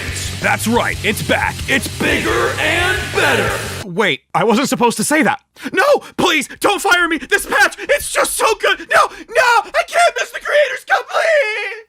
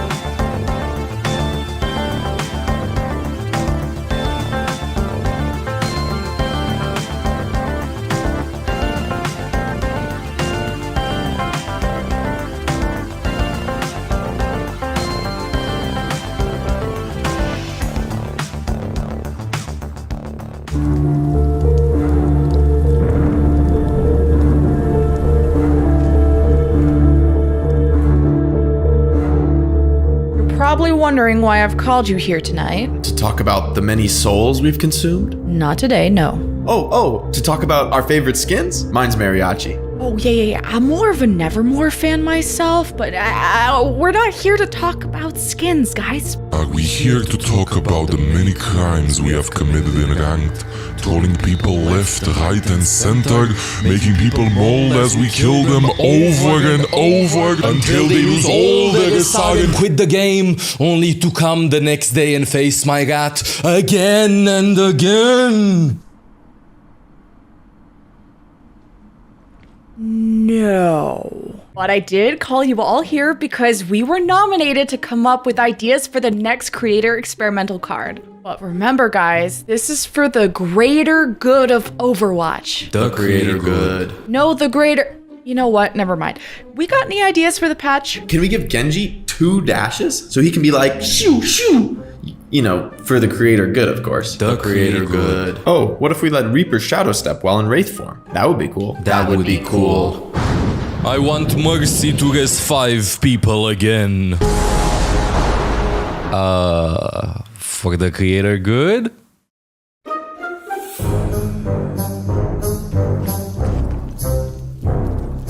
What did I miss?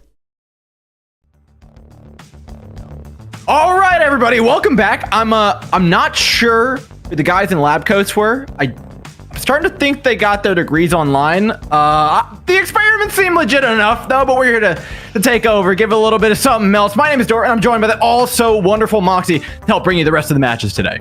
I mean, rest in peace, Kenobi's keyboard, right? Oh my! Commitment to the soda on the desk. Just absolutely decimating your keyboard, and I have to respect the hustle.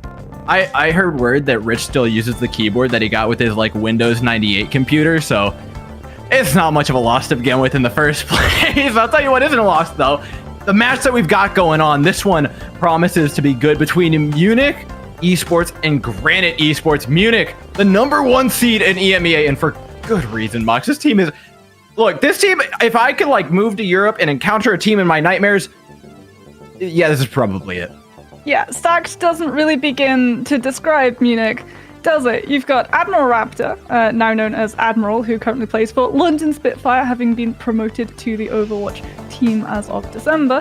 You've got Yezen, arguably one of the best Pharah players in the entire EU region, who plays a pretty mean Echo as well.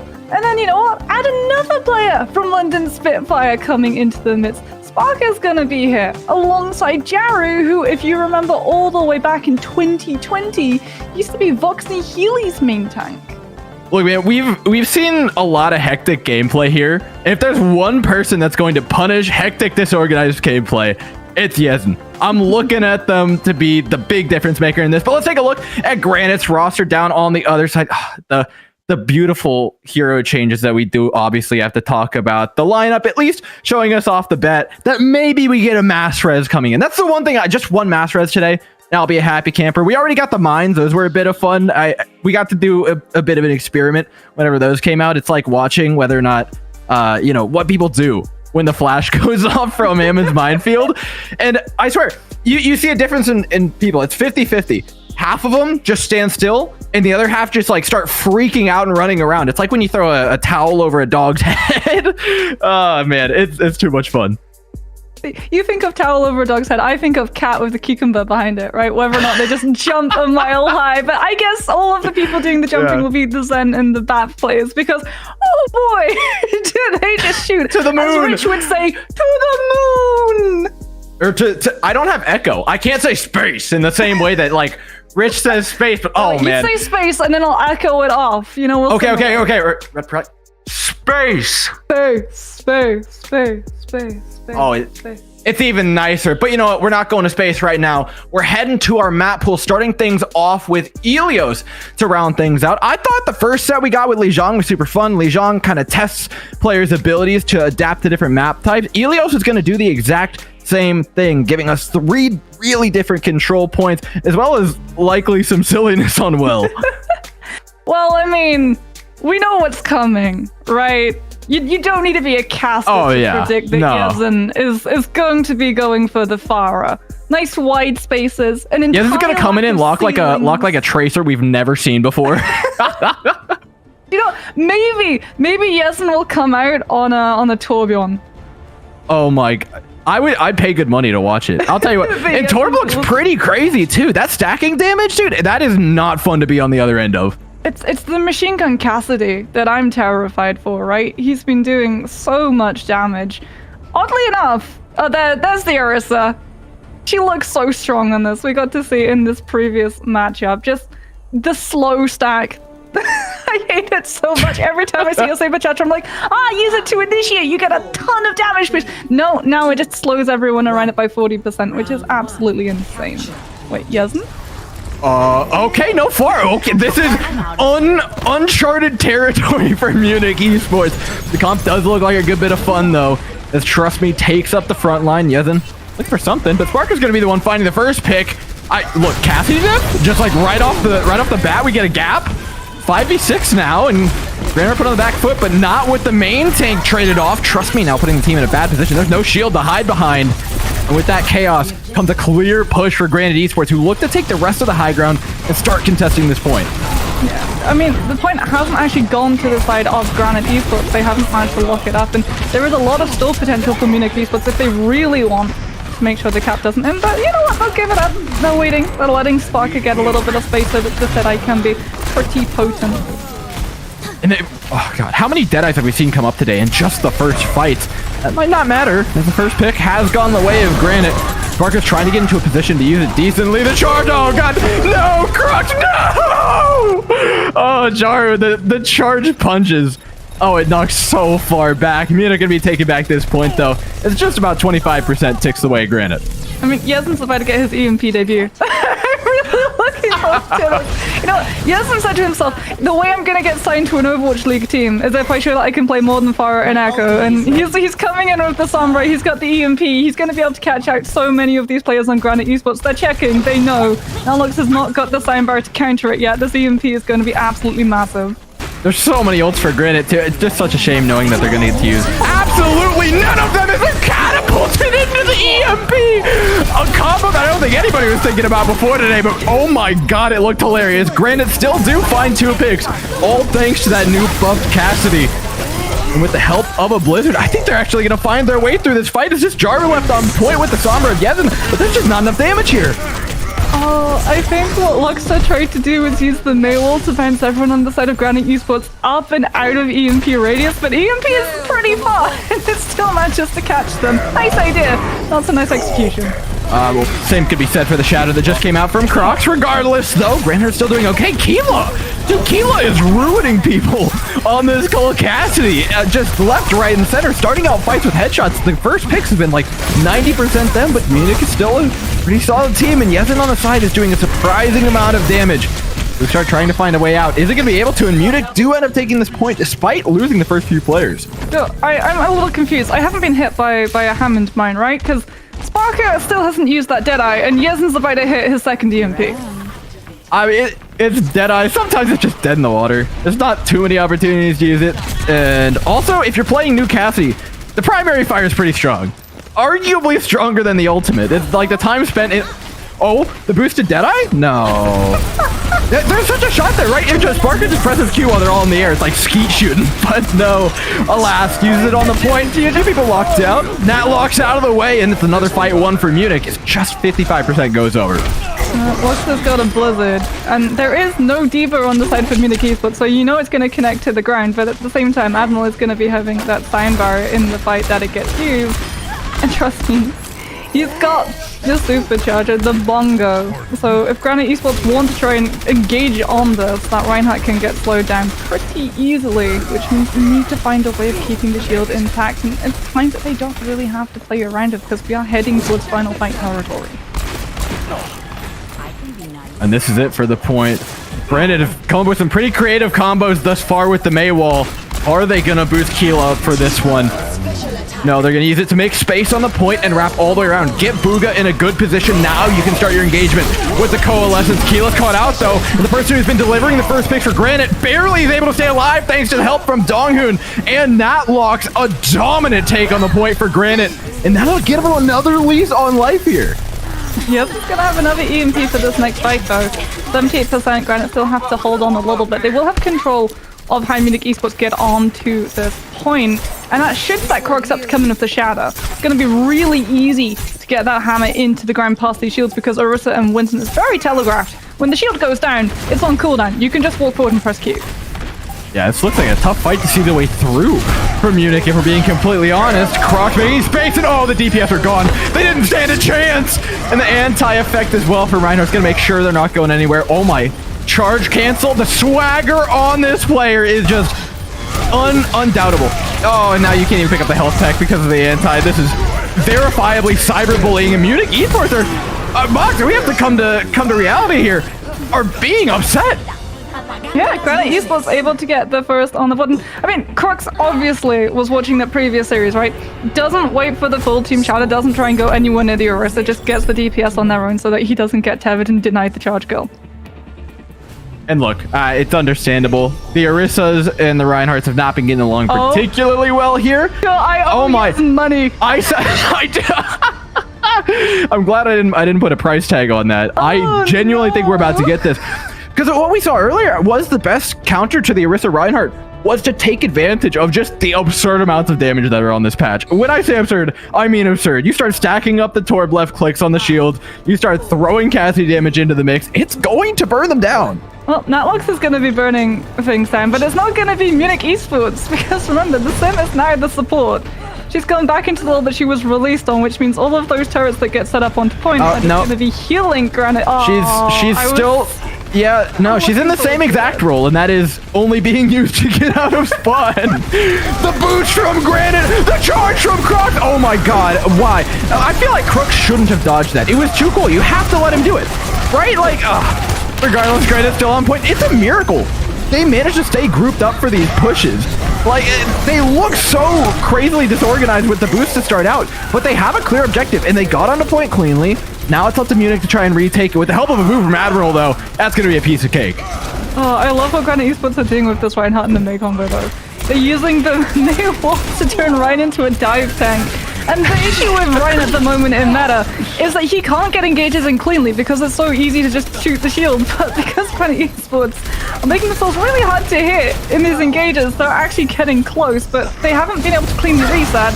And they're just struggling in one-on-one. And Munich Esports are just going to overwhelm them with numbers. It doesn't matter how you get into the fights if you don't go in as a team. Yeah, I think they're going for the staggers, and with the new Diva, you can stagger. I'm glad we're not on Elia or on Lee Jane Garden, right? That's yeah. Oh, dude, there's some points now with Diva, but there's a lot of ultimates up for Munich. Yeah, I mean, it should be Munich Esports' game to win, but it is going to depend on whether or not Crocs can counter the Shatter. All right, Shatter's in. Look, it was huge. Crocs, you may not have hit anything, but you're a hero in my heart. Yezin trades them back, and Munich, I'll be honest, they win the fight, but they just look far less cool than Granite did losing it. They use a lot of ultimates, though. Honestly, despite winning that fight, and Admiral did expand that soundbar to come through, so Granite Esports, they should be able to have the damage that actually sticks through. You've got to go fast. Yezin's going to be able to use that Molten Core any moment now, and Bigger's got to be able to keep the mech to be able to defense matrix the majority of it away. It's going to be a little bit of the long approach too, and this is risky for Crocs' shield to survive. All right, the dive bomb is coming in, right? Oh, yeah, of course it is.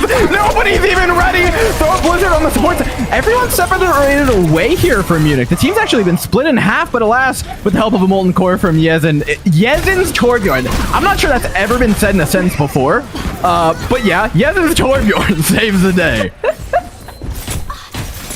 Oh, wait, do you think Yezin's just going to play a different hero every map that isn't Faro and Echo? I'm kind of here for it, right? Show that diversity. Get ready, try and make for one of those last-second L spots.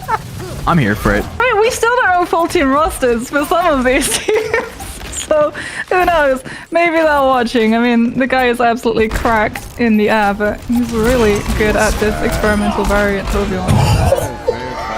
Smell you later, bud. I mean, he doesn't even get the opportunity. Look, it's a sneak peek, right? It's a little. I think we get a next map. Granite's been putting up some impressive stuff thus far, but Wells. Wait, okay. So normally Wells is just like not the Reinhardt map, right? But when Halt isn't a deployable, and you can just fly over the middle of it, like. Granted, oh man, I'm scared. Like, is there an opportunity where they fly and just all fall into the pit, or like somebody comes up a little short? There's a lot of room for error here.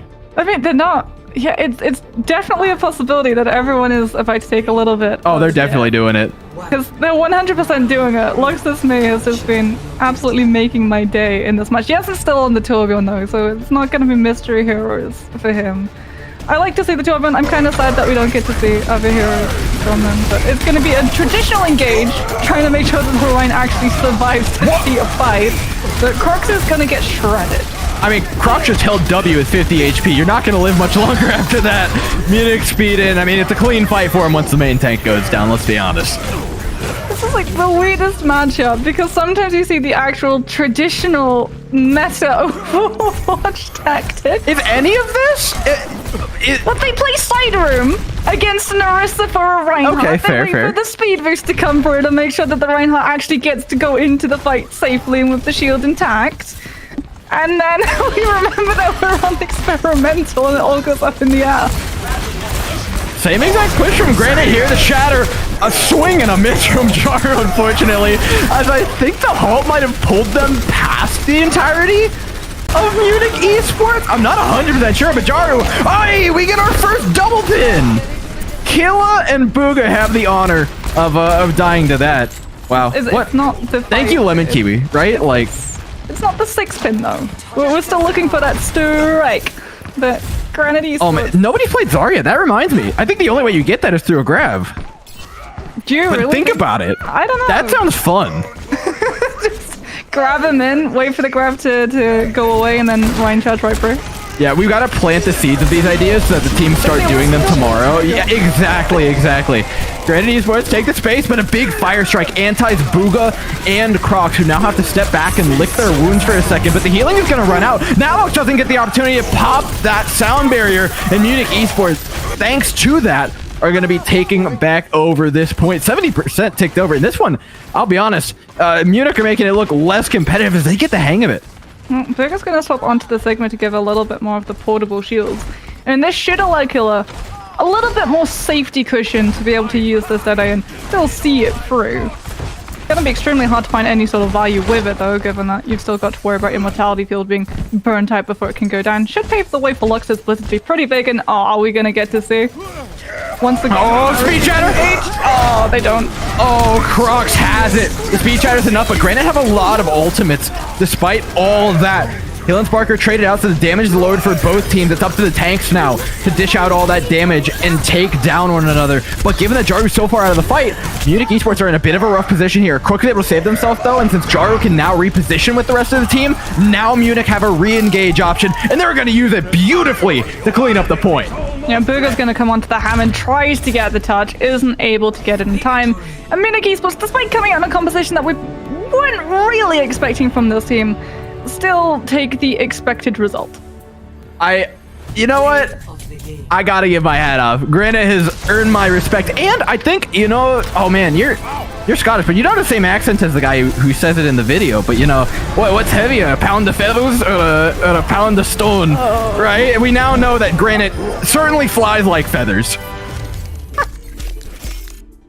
I mean, I adore the engage, the idea from Luxa to just, what's better than one person going into space, as Rich has pointed out multiple times in every single one of these breaks. Multiple people getting to go to space, the entire team flying in.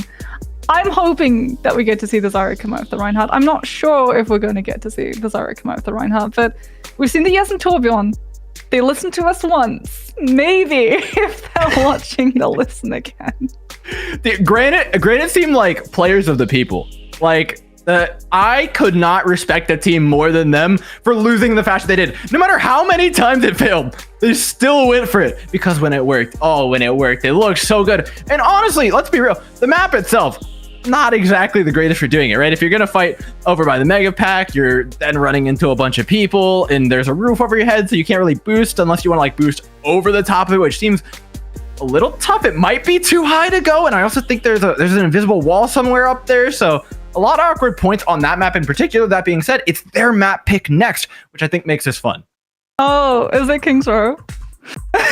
Oh, please. I mean, we can fairy craft about this boosting thing, right? I think Hanamura would maybe be the best one, because then you can just automatically get through that choke, which is one of the harder ones, or maybe even Eichenwald as well. Just get past the initial choker, making your way to that A site without having to worry about getting absolutely domed in the head by all of those Hanzo arrows that seems to just have magnets attached to them, right? Whenever anyone tries to move through a choke, there's just a Hanzo arrow just suddenly sticking out from your skull the second you make the decision to press W. I'm no scientist, but I do a little bit of math in my spare time, and I've come up with a theorem relative to Hanzo. It's the non-zero Hanzo equivalence, in that if you peek corners at some point in time, regardless of the Hanzo skill level, you will get headshot. It is a non-zero chance and a 100% guarantee most of the time. But it's going to be King's Row instead. We haven't seen much Hanzo today either, so I kind of doubt we get it here. Yeah, I mean, you can play the Mei, right? Mei is meta on King's Row, even normally, just because of how much of a pain those walls can be in terms of blocking off a lot of that control. If you can hit a Reinhardt and you get the wall behind him and you entirely block him from his team, he's just dead. It doesn't matter if tanks are a lot more damage sponges on this experimental patch. He's still going to get absolutely smashed within seconds. You know what I've been really surprised by? Is the efficacy of walling up the other team as opposed to your own. Granted, it's looked fun dive bombing on top of people, but the few times that we did see the entirety of Munich get walled up, tossed up into the air, all of a sudden they just get completely lost. Like, I can't think of anything more disorienting. That might be worse than the Hammond mines, if we're being completely honest. Like, losing your teammates like that is a very scary situation. And granted, I mean, Munich are coordinated, they're very experienced players, but this experimental patch is going to throw anybody for a loop. I have to say, I'm very happy that Overwatch doesn't have a VR mode. I was happy when it didn't normally have a VR mode, because players, heroes like Hammond and Tracer exist. But going up that wall in VR, thank you very much. That is a surefire way to see the meal that you just had coming right back up. Oh no, I don't need any more roller coasters. This match is enough of an emotional one. Let's talk about this map. Munich starting out on the attacking side. And Malx, I think we're finally going to get it. I think they're done playing games. Yezin's locked the Pharah. I mean, you say they're done playing games. Oh, there we go. Sparker isn't going to be coming out on Where are we going? Oh my, wait. Oh, they've used the Maywall to boost up. So to what are you going to do here? Either a Widowmaker gets to go for a cheeky pick. They've got to know, right? They've got to be expecting to look up. I mean, they see it. Is it a problem? Yes? Croc's down? Like, Crocs is in the middle of the entirety of the enemy team, but didn't get antied and somehow stayed alive thanks to some really good positioning LOS-wise on that choke. Munich going to be able to trade a little bit back, and so the spawns might actually end up being good for them.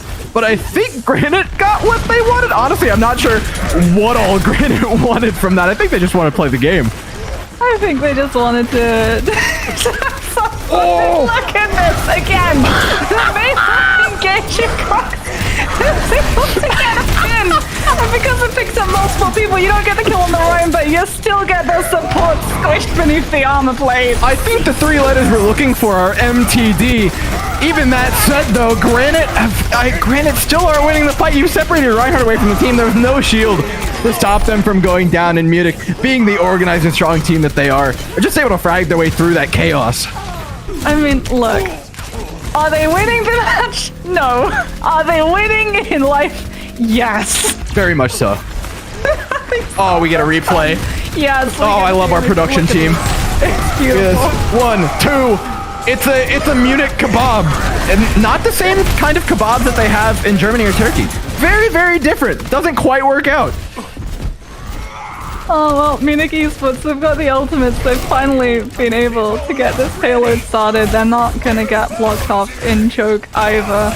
And so for Granite Esports, if they want to be able to take advantage of traditional King Throw, they will have to win this fight at Buckshot first. Oh, there's the Deadeye we were asking for from the sky!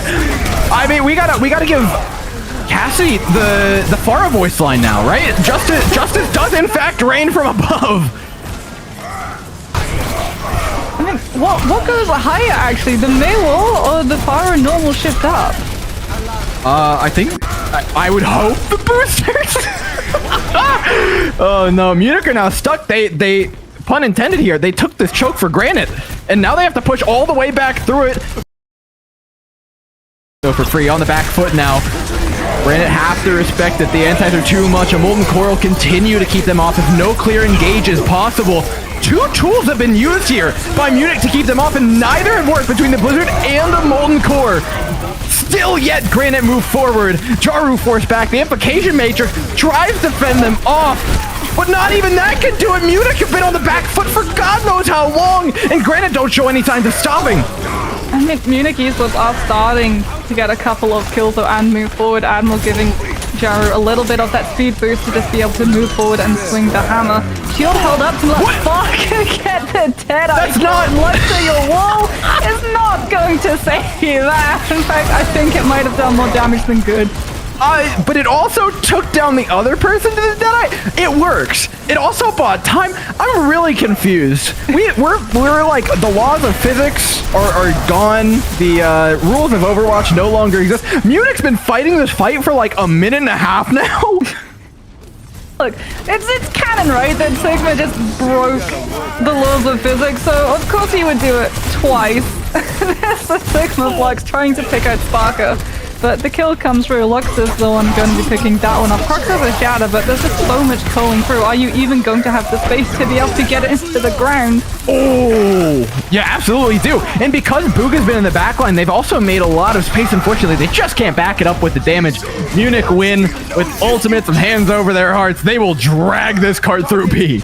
Amplification Matrix. It's just as terrifying as it is in normal game. And now Munich Esports, they've got the ultimate to be able to start snowballing this through. But Luxter has the ultimate to create a literal snowball of this team. And so they do have to be very worried that they don't group up and get caught out in it. Because remember, Immortality Field doesn't really save you from a blizzard now. It only lasts 1 second. Yeah, and I mean, if anybody wasn't watching earlier, we got a great demonstration of, you know, what not to do and slip into that hole from, I believe it was Kiwi earlier on. This is great peel from Sparker, though. Oh, no. Into the blizzard? Oh, no. Wait, the boost doesn't work on people who are frozen? Fix it. Granite Esports are in a terrible position. They tried their best, but, I mean, the start from Munich was so tough. The Deadeye gets frozen out, taken down. They're still able to finish off the fight. Okay, hear me out. There's another way that you can get multiple kills with the charge on the Reinhardt. Okay. Just make sure that you line them all up in the blizzard and then charge through. Give him the April Fool's like Tokyo Drift charge and the multi-pin. Then I think it works. Oh my, Crocs! Just chads up, just presses the shift key because they can, and it's a beautiful engage for Granite. I don't think there's a way back into this for Munich, especially with Jaru on such low HP. Just back onto the Sombra. They're trying to build up EMP to just use their ultimate to get a fight win. And it's gonna take a while. Oh, well, no, Yasmin's gonna go back onto the mace so they can block off their exit. Oh. Maybe pick up a couple members of Granite who are staying a little bit too aggressive towards this form. You say too aggressive. I say perfectly aggressive. You gotta look. Go touch spawn. Go touch the butt. It's there. You have to. You're already that close. I think the rules of Overwatch dictate that you have to at least touch a spawn door if you're within 20 meters of it. And look, they're okay. They took out Luke Star. Oh, Amplification Matrix. Munich Esports are all just gonna walk right through it. Yeah. Still on the back foot. There's the supercharger. Actually, see, every single time you see the Temper animation, you think it's the supercharger. Crocs has been knee deep in the enemy backline. It's like the beginning of the map. Munic's starting to get a handle on this one, though. The peel is great. The shots from Sparker are beautiful on top of that. And they're going to fight their way through. I'm pretty sure they're going to finish this with time on top of that. Especially because he hasn't got the Blizzard full and try and get this. Dude, Crocs just 360 shattered. No one's going to be able to. They're really winning me over. I gotta hand it to Granite. That it's such a big time bank for an attack, but all we can talk about is how they're defending. What is this experiment? I think Munich has the best interpretation of it we've seen yet. Absolutely. Oh yeah. I love all of these like interpretations. Like we're seeing a little bit of meta play coming out from Munich, but Granite are really using these changes and coming up with some quite harebrained schemes, but they just warm your heart to see, right? Oh yeah. I mean, it's worth noting as well, this was an underdog match to begin with for Granite Esports, right? Munich were big favorites coming in, and now the big favorites are going to have to try and put up a solid defense. They've locked in a Bastion, and I'm almost certain it's staying at this point. Yeah, I mean, he's out of the spawn, he's up and moving. He's not going to be set up because on this patch, you can't. Bastion gets the ability to heal, though, and I think that might be a little bit more terrifying, especially when you pair it up with a Lucio, so you can just be that mobile, absolute shooting unit. Like, this is going to be really hard to pin down for Granite Esports because there's going to be a lot of damage coming through. Chat predicted 75% for Munich Esports, and while they're likely right, I gotta respect the 24% going for Granite. They understand, honor when they see it. Granted, now on their favorite side of the map, they do seem to like attacking a lot more than defending. And oh, here's the wall. They're ready for it. Munich's already looking up.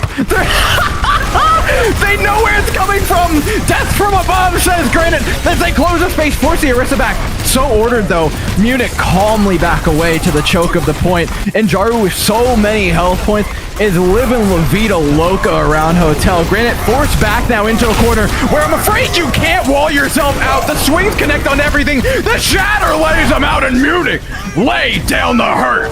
Yeah, this is the adaptation coming from Munich, right? They know that Granite Esports, every single time Luxor comes in, they're going to go for that engagement with the Naval. Oh wait, listen to the swing, listen to the swing. Could have made the only way that Munich Esports could have made this any more like Clay Pigeon was if Yesen had opted into the Widowmaker instead.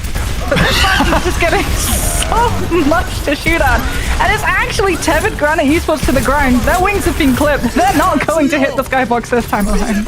This is a cool rotation by Munich, though, actually backing away, waiting for an Amplification Matrix re-engage, and they've got it. A big, not anti-nade, an anti-fire strike does come out from Granite, though, just before Crocs goes down. Unfortunately, that's going to be not enough to find their way through the fight.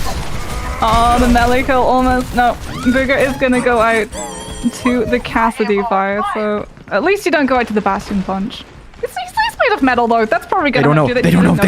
Behind. Oh my. Behind. Oh, but they're going to run in. Oh, poor Yesen. I respect it. Yesen, you tried. I got to give credit where credit's due. I mean, he can heal himself. He's fine. He's back with the team. He's still got the sentry. There it is. That's configuration tank mode, and it is just shooting fish in a barrel right now. Oh, it's tearing him apart. Another kill from Sparker. Munich have got this down to a T. The engages from Granite Esports as well, looking slightly more serious as they run out of time. I'm seeing significantly less May walls as they swapped over Lookstar onto a Torbjorn, maybe just to buff up the damage. Yeah, Big are going to be opting into the Orisa as well, maybe trying to get a pin down onto Yesen, who has been getting away with quite literally murder as Sparker just lays killer out. I mean, sometimes you get dominated and sometimes you're the dominator. And you know what? I think Sparker was sick and tired of getting dominated. Jaru has a shatter here, though. And there's a clear target in mind. Granite looking for the way to push forward. And now getting Munich back around the corner. Their objective is to hold them here with all that damage that they've recently drafted onto the team. And it's starting to work. Luckstar finds the first one on Yesen. The shatter does manage to connect onto two, but the fire strike misses. And Booga gets to live. Beautiful ability usage by Granite. And now it's Sound Barrier to keep the fight alive. They still aren't able to kill anything, though. Munich playing so passively, but one slip up from Admiral gives them the opening they needed. Yeah, Yesen goes down, which means that all of Granite Esports can move forward and group up en masse. so the Bastion doesn't get that spread with the damage. And now finally Granite Esports can start to move forward, but they've got to do that all over again, and this is why they're going so aggressive. Not only are they making sure that they don't have to fight in choke, but they're making sure that Yezin doesn't have the space to be able to set up on this Bastion and be that mobile unit that you really do have to constantly watch out for. As Luckstar is going to be making Munich Esports watch their back this time around. Molten Core going to be coming from the skies in just a couple of seconds, and I don't think they're going to be ready for it. From the skies is no joke here. Yezin forced back by an anti. The Molten Core is in. A beautiful flank by Granite, and the mousetrap has fallen. Nice try. Nice try. I like the attempt. I'm actually amazed that Granite backed off of that. Yeah, Munich Esports not really wanting to go in for the Molten Core, and Granite Esports not wanting to come through because they knew that Jaro was just waiting with the shadow. Yeah, you don't need multi-pin to follow that one up. Munich regain the space, finish off the fight. Great display for both teams of disengages, though. They've both been doing a fantastic job of that. Oh, the Staggador. Crocs was right above in health pack room. And yeah, that is a dead Reinhardt. There's nothing you can do to save that tank, and Granite Esports are going to have to wait yet again.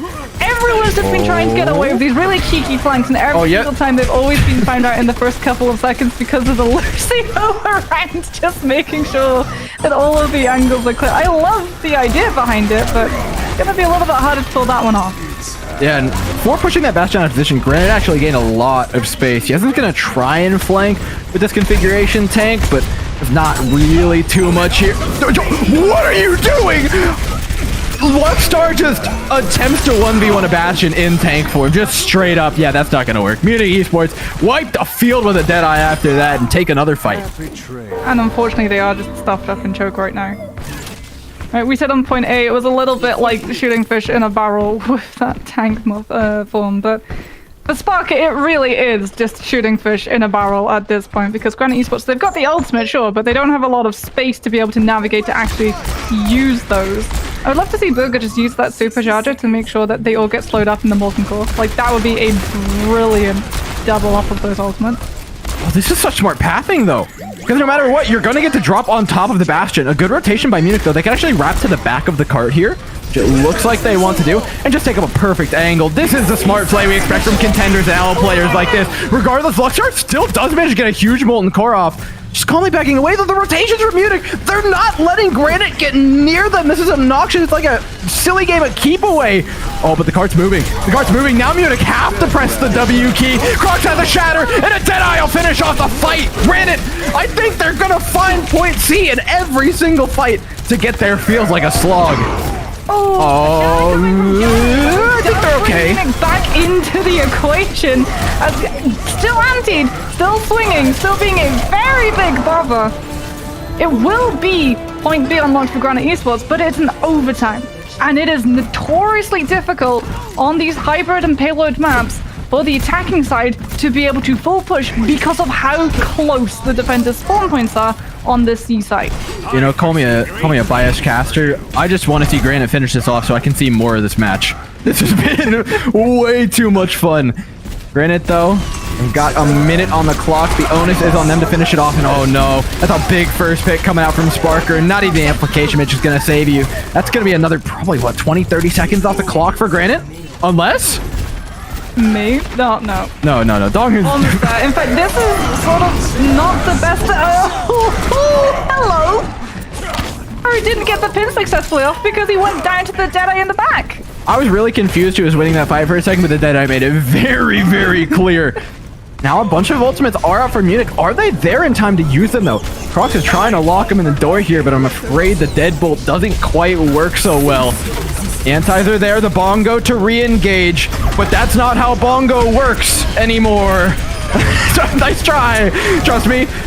They still do have a shatter, though, and one opportunity to shut down Granite. Immediately speeding onto the backline. They smell blood in the water, and they're hungry for lunch. The Baptiste is down. Maybe there's a touch here for Granite. Or a back cap?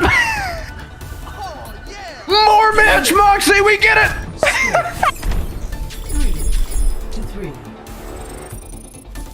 Oh, I'm pumped. I'm in a great mood now. The back cap! Oh, Munich felt so good, and like now Mox with a boop to finish it off. They only get a minute, but I'm sure it's gonna be a fun minute, Mox. Oh, you know they're gonna come out with something zany. This is the weirdest but funnest matchup in a very long time of Overwatch. Oh, Munich Esports have started taking this really seriously though, and Granite Esports. Bastion is serious? I love how trust me as seriously as they can, because I think Yasin just wants to have fun, but at the same time still win. Yasin just wants to play something other than Pharah and not get flamed for it. Yeah, see, do you think like every single time that Yasin, whenever he tries to go for something that isn't Pharah, his team just yell at him? I assume there's like... Maybe this entire time, Yasin has been wanting to play the Torbjorn, and every it's his single dream. time he's been on a team, both Avoided and Falcon Esports were just like, no! Go sit in the Pharah corner! Alright, well, Yasin Pharah has got to put up the hold here. Munich have to hold him for a minute in order to get the full one. Granite, not prepped for any big dive this time, but instead gonna calmly wrap their way around and try and out-damage Munich Esports yet again. But the health bars remain relatively untouched. The anti doesn't find any connection either, but Granite have all the space. They don't have a shield from Bugha for a couple seconds here, so they have to wait for that cooldown to come back up. But until then, Munich are gonna give them space. They have to respect that anti-fire strike because it just is so dangerous on the point. As the ticks begin to go up, Munich's gotta get a touch. They've gotta press W, but they're going into the welcoming arms of Granite. Ooh, beautiful shadow through the amplification matrix does deny the window. One kill already picked up by it, but now you don't have the numbers from Munich Esports, and there's a kill onto Luxdar, but you still don't have control of choke. Granite Esports took a big sigh of relief. They really struggled on that first attacking side, getting this A site unlocked, and finally they're going to be able to see the payload. It's in overtime. They can't leave it, and that's going to make Munich Esports getting these ultimates online quite terrifying. Granite Esports, they've got to go for these proactive plays because if they're reacting around Munich, they're going to be off the payload in moments. They thought they pushed the Bastion off the high ground. Okay, they finally do drop. So Yasin's going to be positioned with the team. Munich with the shatter. They want to speed in on this. The bongo slows down the speed. It counters the push of Granite. Yet still, Admiral out of the sky is shot off the wall. Granite's push will continue at least a bit longer, Mox. Bark is still holding onto the Deadeye though. Now looks at the sign fire, so you can engage off of that, and now there is no bongo to try and stop that Lucio speed boost from letting Granite Esports get disengaged safely through. You have to be in control of the space because Yasin's coming back in on that Bastion with the tank form. And that's going to be really difficult for Granite Esports to try and deal with because there's just going to be so much damage. The shields are going to be shredded. They have to get the site. But even if they manage to get the B point, the clock's not going to refresh. All right, sound barrier is in, and the buck has been passed. And Bugha promptly lays it on the floor as now it's just up to Kronk to try and main tank through this one. With an amplification matrix, yeah, there's nothing you can do but charge into the back line. Munich Esports will clean things up, but let's be real. That point A push took a lot longer on the first time, so Granite Esports find improvement with the composition. They get a much faster time and a respectable distance. That 216 that Munich have set themselves up with doesn't look so scary now. I mean, especially now in King's Row where you are on the defense, and with 2 minutes 16, yeah, it seems like a lot of time, especially considering how fast Munich Esports were able to push on the first round. You have control of choke. Like, if you hadn't been able to get that payload moving, 216 would be terrifying. But 216 with a payload that's been moved all the way almost to that second checkpoint, you have Streets phase, you have choke, you have first choke before the A point. Like, oh, don't forget you have to fight your way out of your spawn because it's Granite. That's true. You have a lot that you can be able to do, but I mean, Granite Esports, they're not running the Mei on the defense, so they're not going to be able to achieve quite the same height as they hit on that first defense round though. Yeah, I do think the Torbjorn has been a distinct upgrade, to say the least. Even Yasin's going to go back to it, so this does seem like kind of a handshake compositionally. And as far as what we've seen today, I do think this is probably the strongest that we've seen yet. I mean, it lives forever. Experimentally, I would say. Like, quote unquote meta. To counter something like a Pharah or a Sombra or a Tracer is just the fact that he does so much damage, and then you throw into the mix the fact that Orisa can't halt people in, but can still use the slow to make sure that you don't get to counter Molten Core by just avoiding it. Well, the Torbjorns are the focus of the fight now as Crocs takes an off angle. Really good positioning by the blue main tank.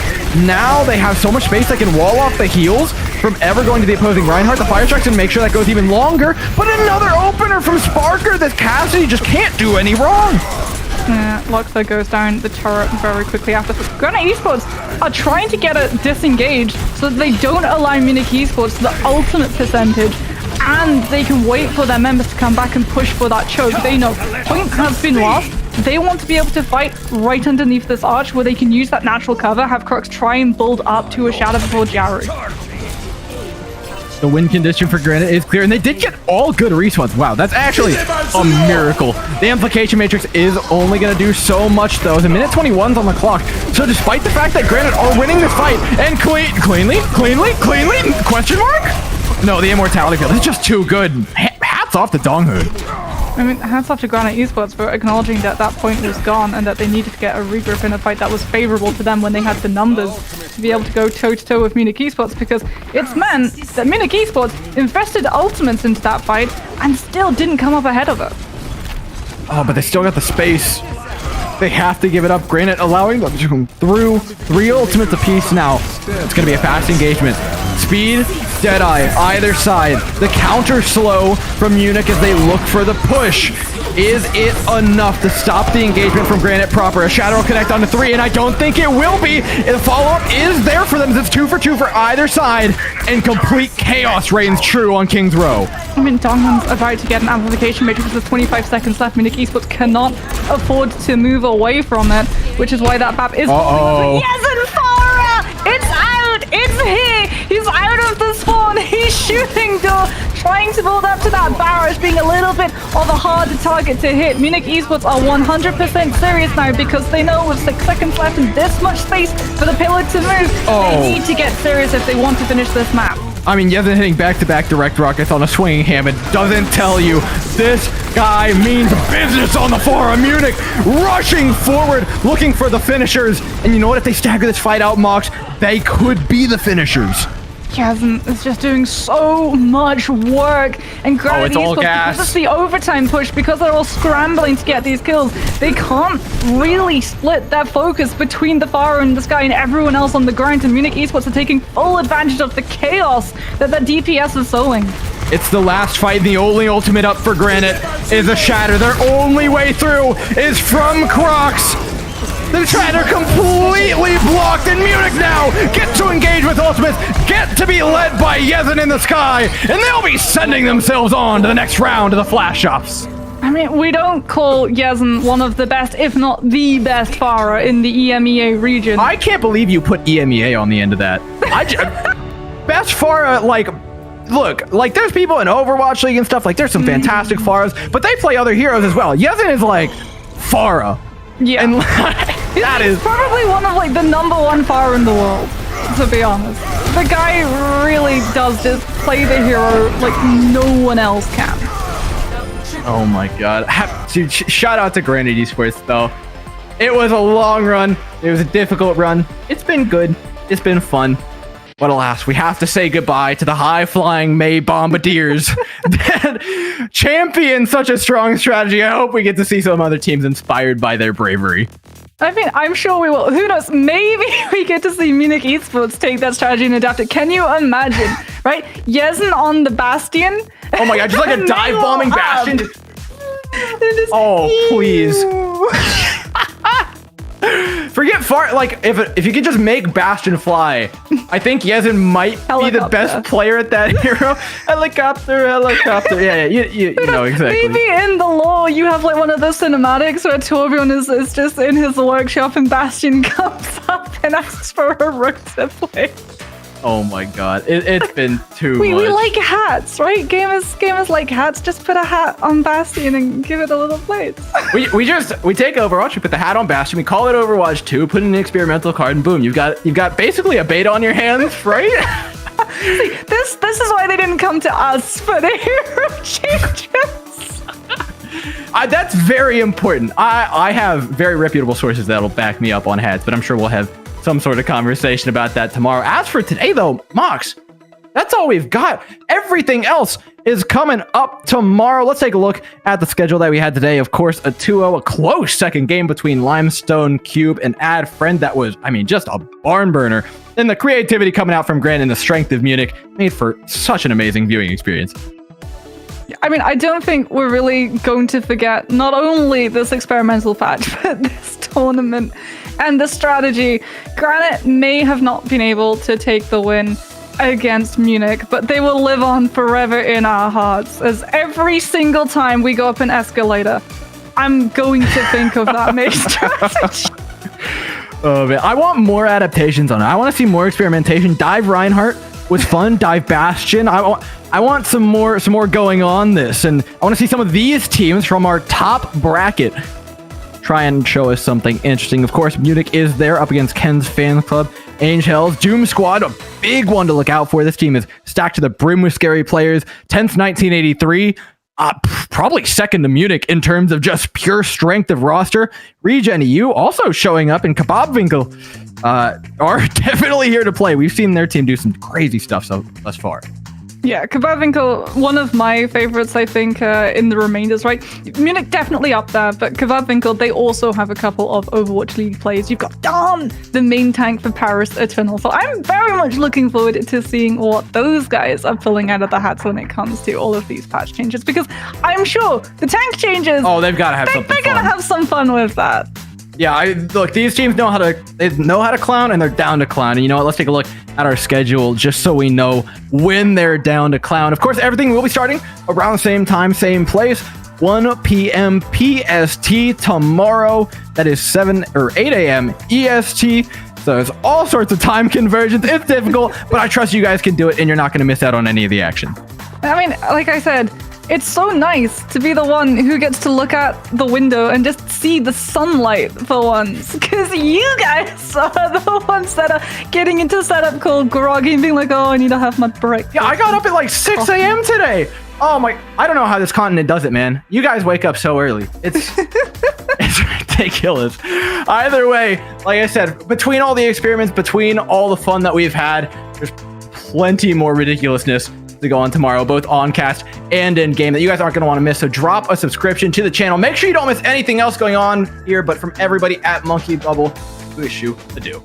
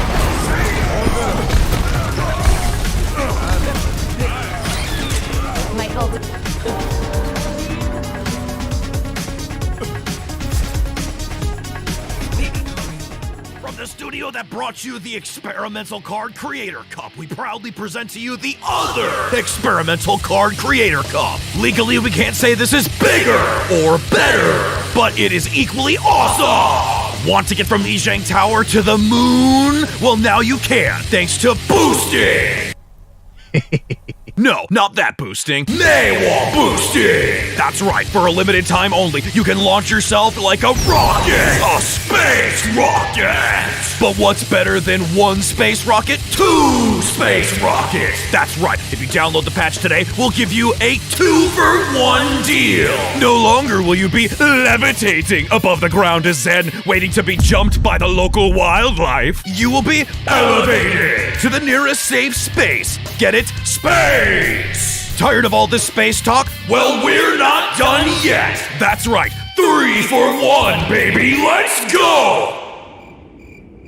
Baptiste can also join the gang. That's right. No longer will you have to depend on your tanks to make space for you. Just do it yourself. Space! Speaking of tanks, they just got tankier! I don't know if that's a word, but it makes sense! You know what else makes sense? Roadhog now has a 50% damage reduction when he takes a hit of whatever this stuff is when near another tank hero. It just makes sense!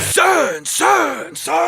Ordinary patches are far too safe, but the Experimental Creator patch is off the rails! And better yet, what's a creator patch without the content? Because everyone loves good content! In fact, you wouldn't be content with the content if it wasn't good content! That's right, not only will you get the extremely fun and over-the-top patch to play yourself, but you'll get double the fun with the Creator Cup Tournament! That's right, it's back. It's bigger and better. Wait, I wasn't supposed to say that. No, please, don't fire me. This patch, it's just so good. No, I can't miss the Creators Cup, please.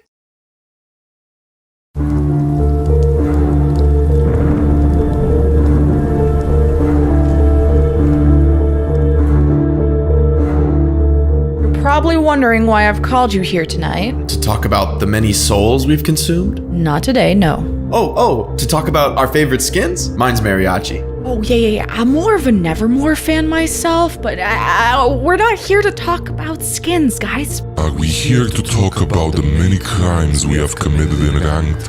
Trolling people left, right and center, making people mold as we kill them over and over until they lose all their desire and quit the game, only to come the next day and face my wrath again and again.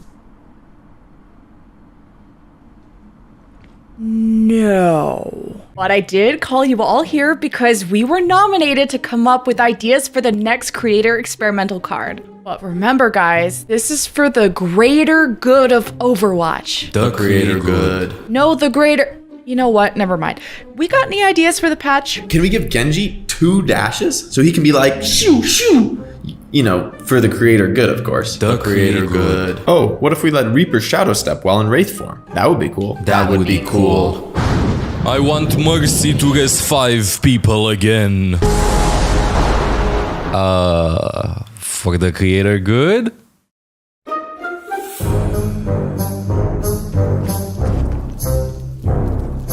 What did I miss?